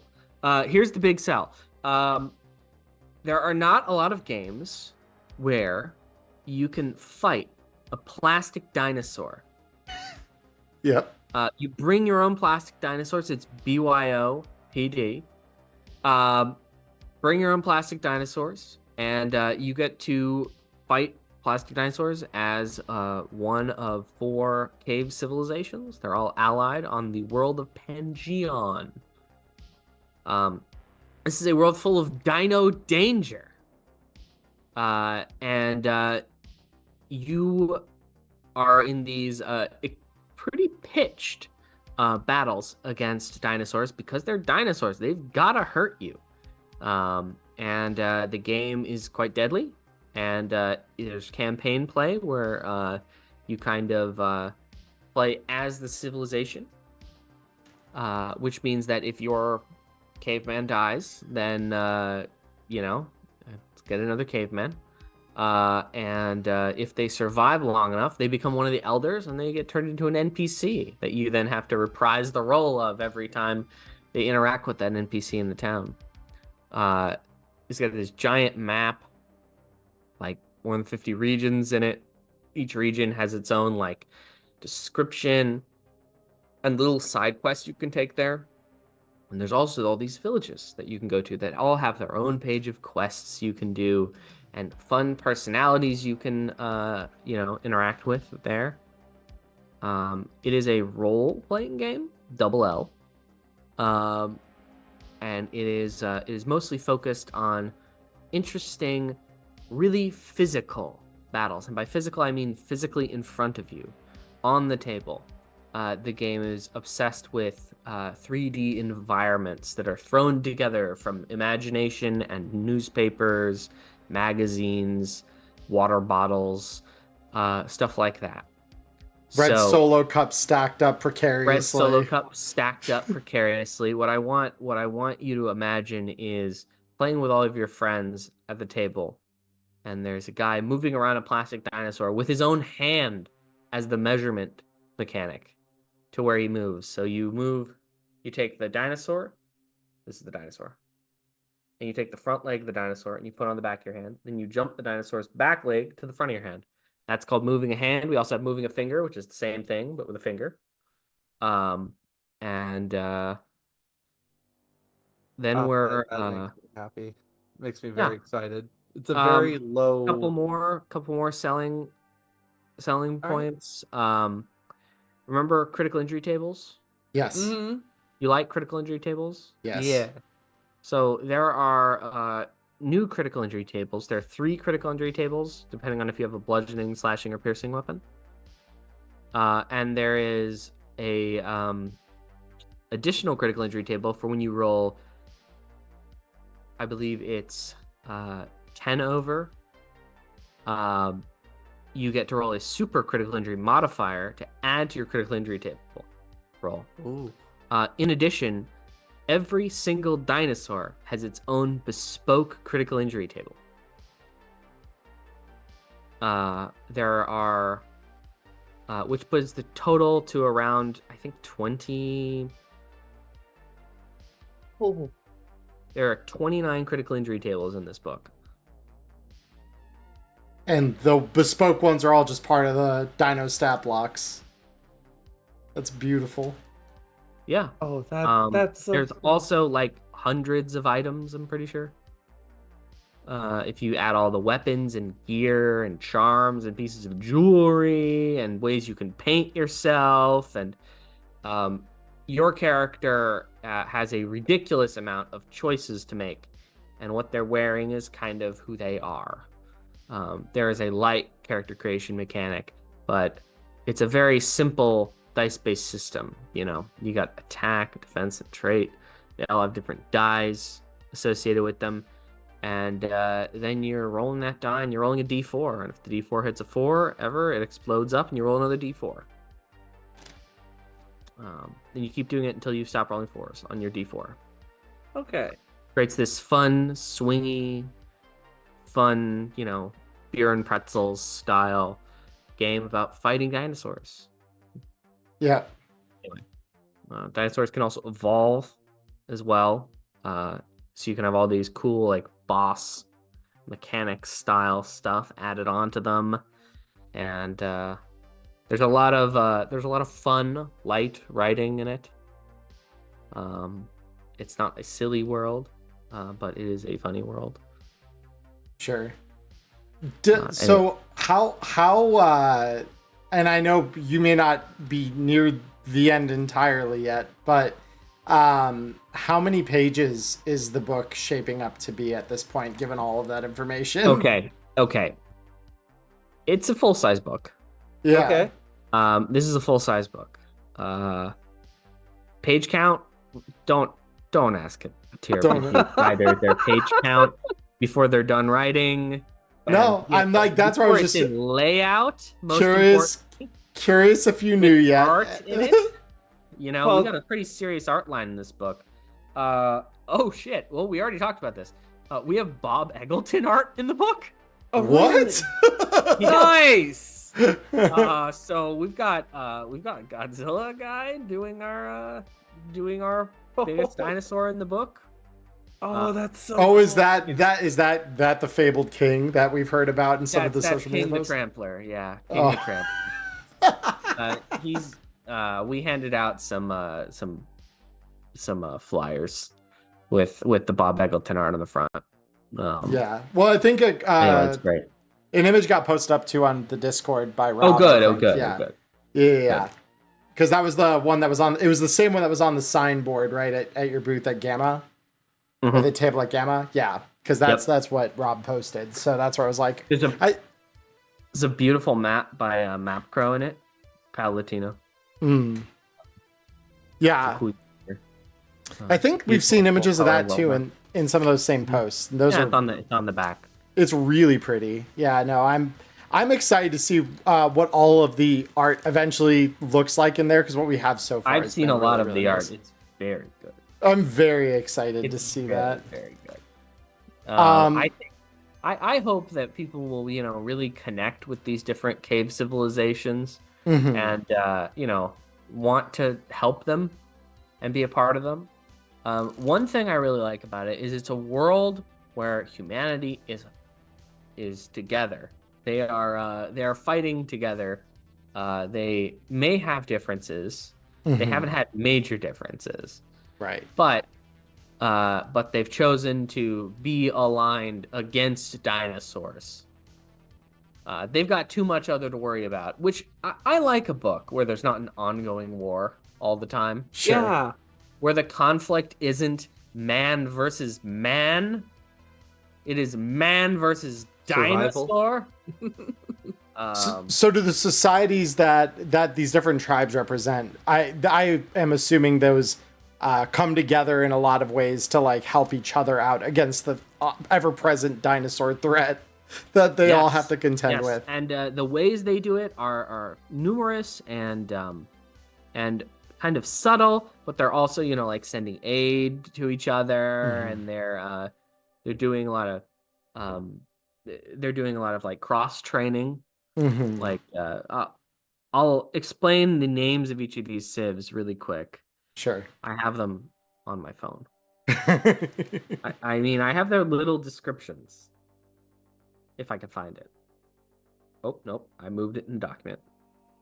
I moved it to the world section. If with your blessing, James, if it's okay to share stuff from one like very minor part of the playtest experience, I'd be happy to. You can tell them if you had fun. I can. And be honest. I don't mind if you're honest. No, I will be honest, but it's this isn't mechanical. It's literally just a funny thing because one of the tribes, when we come to it, I'll explain because my table has an obsession with them already. So this the ocean. You like the Ocean Kings a lot. Oh right? Yeah, they chant that at the table all the time. Really? Are they chanting "One King, One Vote"? They just chanting Ocean Kings over and over when they kill a dinosaur. Everything comes as Ocean Kings, Ocean Kings, the whole crew. Right. So we've got 4, and you get to pick your Hogwarts house. And then one of the interesting parts is that once you pick that for your group, you are not allowed to play any other one of the tribes.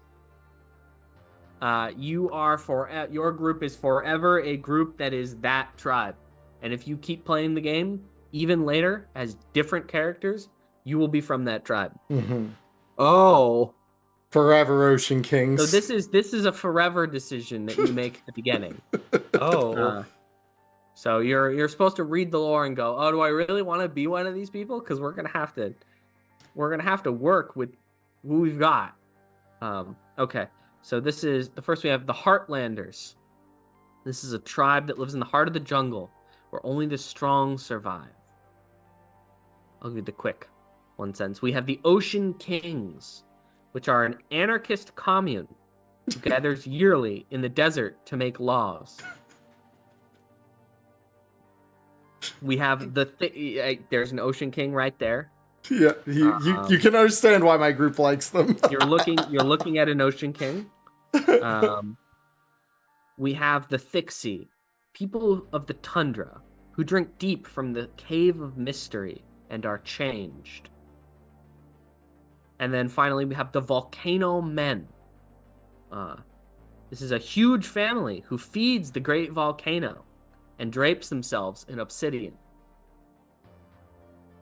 A couple of fun things about them. The Heartlanders, they live in the Great Jungle, and they have a very interesting way of rearing their children. And it's that they send them to an island called Jawbone Island, and they don't know how to swim. Oh. And they leave them there until they're roughly 11. Figure out how to get back. Yeah, it's like it's free range parenting, but with an island. In the and they only extremes. put dinosaurs on that island that they think it would be good for them to learn how to kill early on in life. And sometimes some of them don't make it. But they do watch out for them. They say they don't, but they have one person who swims to the island and just makes sure the kids are okay. Hey, they killed that raptor. Nice. And then swims back, reports to their parents. They're doing great. And then once a year they also throw weapons onto the beach. It's their version of like a Christmas. And at that time they'll have people like kind of look at them and go, you look old enough, swim to shore. Here's how you swim. I love that. That's so good. The funny part is they show up in a boat, and then the last thing you have to do is swim, and they don't take you back on the boat. Like you can swim, you can swim the English Channel. That's okay.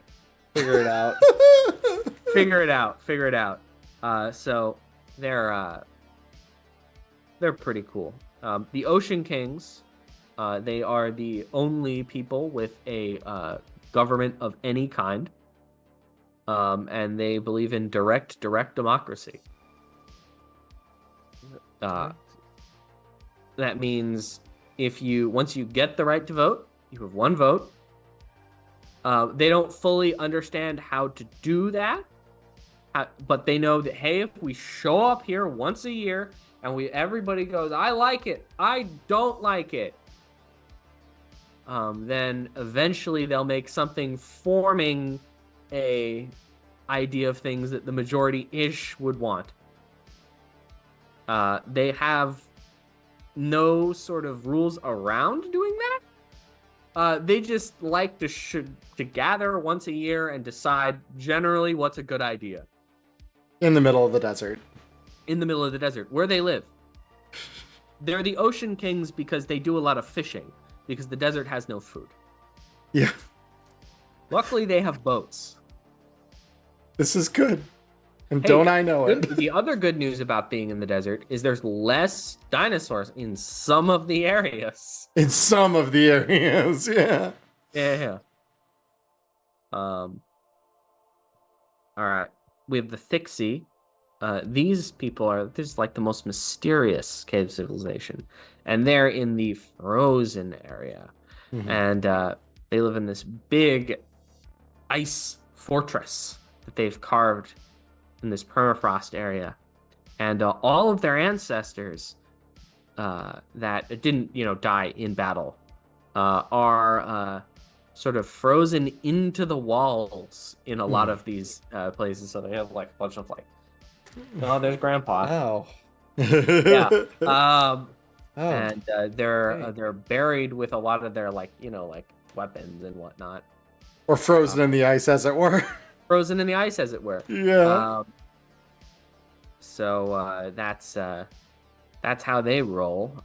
They also don't feel the cold, and they drink from this one pool that sort of stops them from feeling that anymore. But it does make it so if they have liquid water touch their skin, it's really itchy and it's kind of eczema, and they don't like it. So they're constantly covering themselves,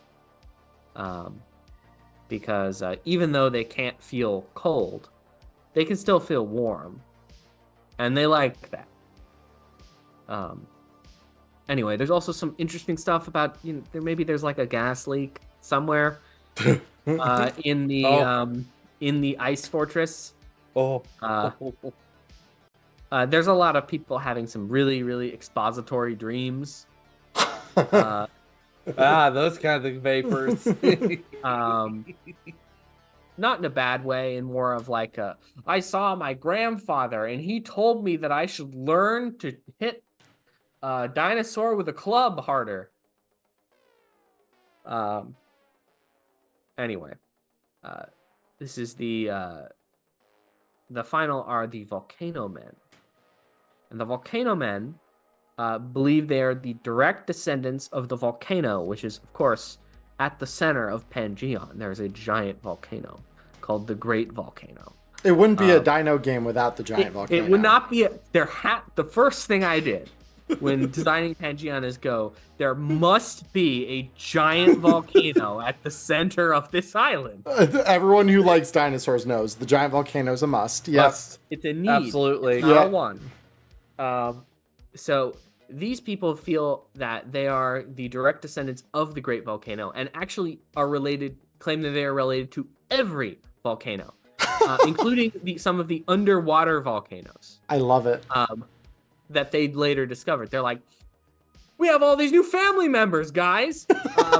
So they believe a bunch of these things about the Great Volcano. The first being, it needs to eat, right? We need to eat, and we're related to it. So that means that we need to throw a bunch of dinosaurs into the volcano to feed it, or we're not being very good. And because they all believe they are direct descendants of the Great Volcano, they also believe they are all related directly. So they don't do intermarriage because they think that's gross. So they're constantly sending out young volcano men of all genders to all of the other civilizations with a bunch of obsidian, which, again, they believe are gifts directly from basically their grandmother to them. Why else would the volcano make all of this really useful stuff? She's repaying us for all of the meat we're feeding her. I love this. So you have all of these volcano men showing up at your, let's say, Emmerron. They're showing up to the Spear Tip Collective, right? And they've got a bunch of obsidian swords and stuff. And they're like, this is great. Can I stay here for like a year? And maybe hang out with your son? Yeah. So that's their idea of doing that. And then, of course, if anything happens, any new couple is granted a hut in this cute little wide front village. Which is a intentionally highly protected community for new families joining the Volcano Men tribe via marriage. I will say plenty of them in those trips just go, nah, I think I'll live here. Living near your family is kind of stressful. Yeah. No, can confirm it can be very stressful. the ones that don't find a mate and return to the volcano high temple, it's called, which is carved directly into the side of the great volcano. They're given rooms really close to the lava at the top, because the warmth of the lava up there will it heals their broken hearts. Anyway, that's the 4 tribes. You get to decide right now, Diamond Dust, which one are you? This is a permanent decision that is being recorded. I need to delve deeper into the lore, but knowing me being a forever GM, I'm gonna be stuck. That's the greatest part about being a forever GM in this game is it's almost like you're part of their tribe too, because you get to be all the same NPCs from their tribe. Yep. Decisions. What? That's kind of also why they can't change. Yeah. So that you don't have to, build a beautiful. Is that like written down in the book? Like, hey, when you make this decision. It says right here, this decision is permanent and persists across death. Yep. So unless you're forging a whole brand new group, and that whole brand new group wants to be something else. The same group of players cannot return as a different. Interesting. Once an Ocean King, always an Ocean King, baby. That's how it goes. You get to choose how to. I mean, if there's a player from another group and you want to do a one-time session, that's okay. But it's meant to be a story about, interacting with the other groups. Shouldn't be like, oh, I'm from here actually. It should be like, oh, we want to help them because the High Temple Peace Pact has, what is it? The Pangeon Peace Pact of High Temple is a story point. Mm-hmm. It's a decision that was made at High Temple between all of the folks, and nobody can really remember the speech. There's a lot of different misrememberings of the speech. It's basically the Independence Day speech. But for this setting. I don't know. I'm kind of split between. Oh gosh, a decision will be made once I get a chance to sit down and really deep dive into the lore. Fine.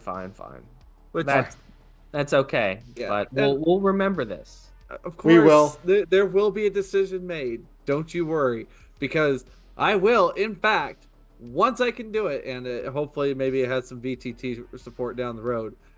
I will definitely have fossilized violence as something over on my channel because I love dinosaurs.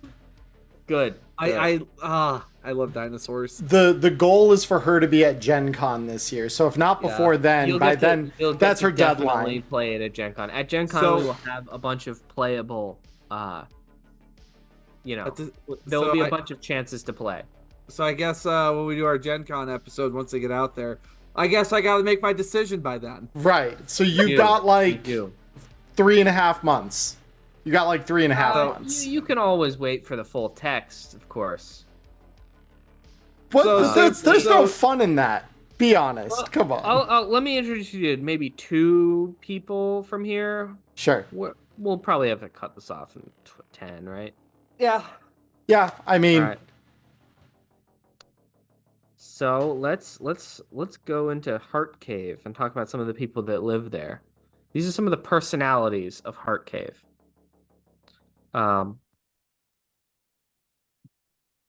Let's go with let's just go at the top. This is Boldo. Boldo is a chef and ceramist. Boldo brings in huge amounts of meat weekly and makes sure none of it goes to waste. He also enjoys cave painting with dinosaur blood as a hobby. That kind of sounds like his dating app profile. I was about to say that sounds like a Tinder profile. But that's even funnier now. This next one. This is Jungla, a beautiful warrior woman who organizes many group hunts. She loves eating raw meat and tearing apart her enemies with her bare hands. She likes eating cooked meat too. These sound like dating apps. But I'm reading them out loud. I was about to say, I'm like, James, I'm here for really it, cooked but I'm here meat for is it. a saving grace because I like meat. I like cooked with rare, like right, medium but not rare, like raw. I don't want my cow mooing on my plate. I want that steak a little bit browned. You know, in Heart Cave, they don't eat much steak. What they eat a lot of is chicken. As there are a lot of anzu. Wait, there are a lot of anzu near them. Yeah. raw chicken. No. Here's what they're eating. Let me zoom up here. This is in Heart Cave. Let's talk about one of the clay domes that is Heart Cave. Inside the feasting dome, which smells the best of the three domes, clay-covered meat is grilled on a huge open fire pit to lock in its juices. Once served, it is customary to smash the clay with your head to show appreciation. So don't worry, there's a lot of chicken covered in clay and grilled on a giant open fire. Or ancestral chicken, as it were. Not maybe not chicken really ancient itself. Chicken. Yeah. Ancient chicken. An anzu. Look up an anzu. Those are wild looking things. It's like an evil chocobo, basically. Chronic, a warrior specializing in bludgeoning weapons. A talented drummer and father of 4 daughters, all currently on Jawbone Island. He is anxious about their growth as warriors. We got Magla, a volcano man who married into the Heartlanders for love. Her familiarity with obsidian weapons is indispensable in the Armory Dome and her connections keep the obsidian flowing. It's important. We got Rapta, the strongest warrior in the village and its finest crafter. She carves pictures of her ideas into the fortress itself so that they will not be lost if she is slain.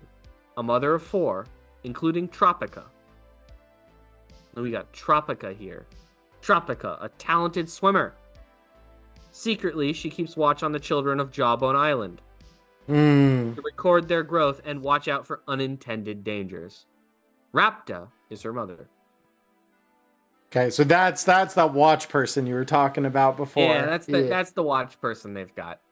Because some of the stuff that you can do when you go to Jawbone Island is okay. So, gosh, what's her name? Tropica saw an Allosaurus swimming to the island. That's not one of the dinosaurs we intended to be on the island to train the children. Someone help them kill it. Or we're not going to have many left. It is meant to be a tough love island, not a impossible challenge. So they try to keep the really dangerous dinosaurs off the island. Most of them can't swim. The problem is this particular Allosaurus has the clever evolution. But we won't have enough time to get into the evolution system. Yeah, it's okay. I suppose on that note, sorry, as we're coming down to our last 5 minutes, James Hutt. Before we sign off over here at Wireheads, is there any last notes, thoughts, comments, things you want to leave our listeners here at home to think about as we come into the spring and summer seasons? As we know, this is a big time for a lot of TTRPGs.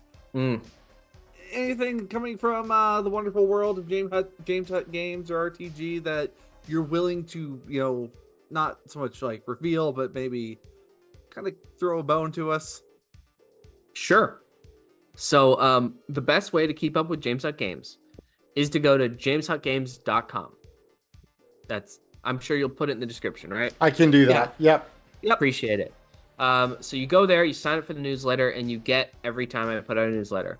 And when you go into the newsletter, when you see your first newsletter, there's a Discord link in that newsletter. It's the closest you can get to the project. So we have an awesome game that is almost done at James Hutt Games. It is literally in layout. And by in layout, I mean at the very end of layout, we're putting in page numbers. When I come back from Paris in a week, it will probably be, hey, we're looking at publishers now for it. It's called What Happened at Sugarworm Village. It is a storytelling game in the style of a play. So it is an improvisational, theatrical storytelling game. It's also a gothic horror.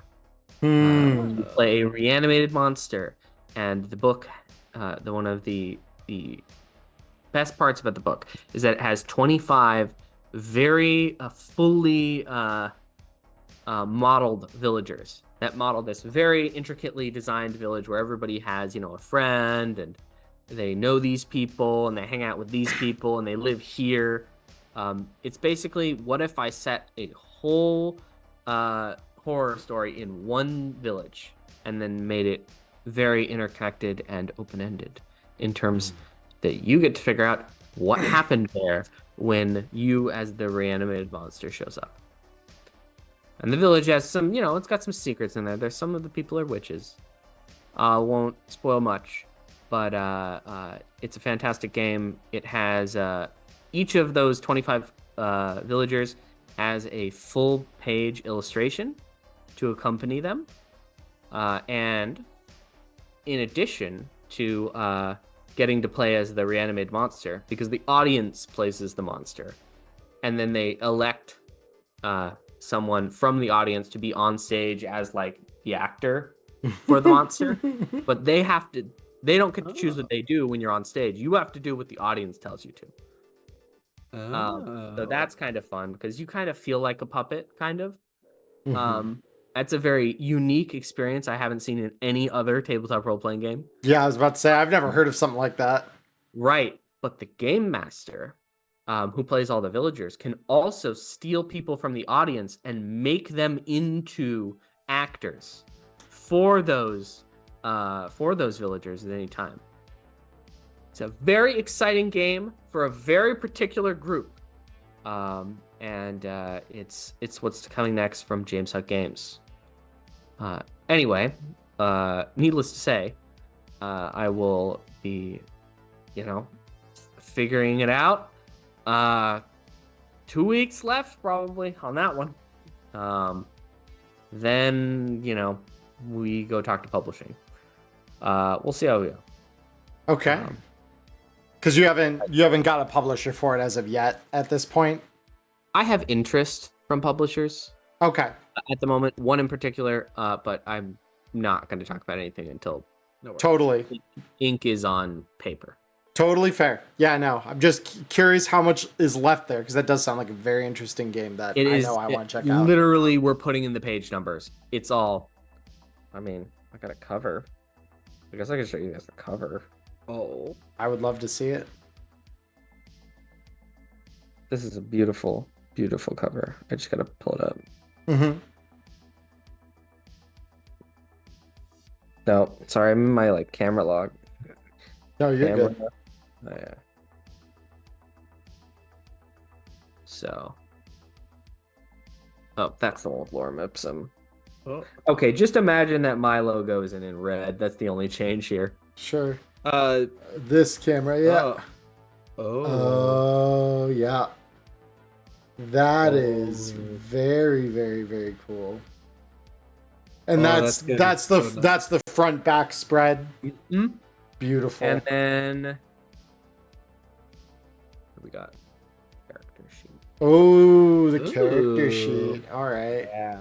I'm working with Nick Freeman on this one, an awesome artist that I've gotten that, back from when I was more indie. We tried to work on a thing and we couldn't get it right, and this is the project for them. And all they do is gothic horror. So Looks all of the really art, good.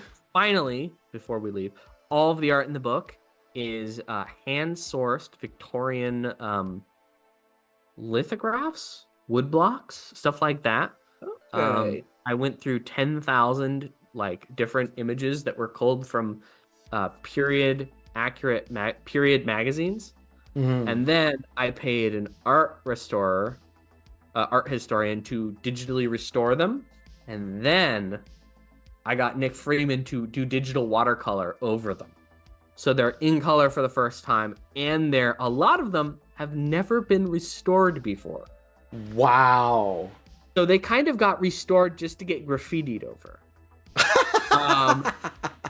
Which is awesome because we like added details to them to make them more horror. Right. Oh, that's so and cool. It gives this really, really creepy. The art has. I also chose things that were deliberately unsettling. Like just a man looking directly at you with a hat. Yeah, I'm gonna love this. We removed one of his eyes. I'm gonna love this. I'm gonna love this. In the horror update to the image. Sure. No, anyway, so yes, it's like a remix thing kind of, but I think anyone who looks at the book will say that this was not the easy way to do it. Yeah. Easy way, no, but it's gonna certainly look utterly unique. You see the cover? That looks incredible. That's why I'm genuinely now, like, I didn't know about this project before the podcast. Now I'm excited. and we also got the finest layout artist on it. We got B Ho, who's won Any for layout. So there you go. Yeah. So there you go. And then we've got Dungeon Artist, aka Austin Hartel, doing the map in the middle, because there's a map of the village, of course. With all the different places you can set your scene. And then we have Justin Forrest editing it. Big ups to Justin. Yeah, making my words much better. He's been working on the Chew tabletop role-playing game. So that's dope, and you should check that out too. I think that's all the people I have to thank in that specific on that specific project. So I just didn't want to, I gotta say thank you to my people. Sorry.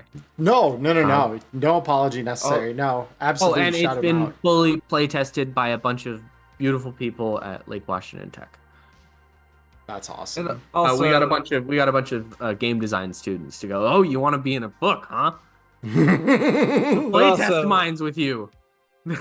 James, we'd like to thank you for coming on to the show with us here. I know we went a little over time, but this has been some nice, great reveals.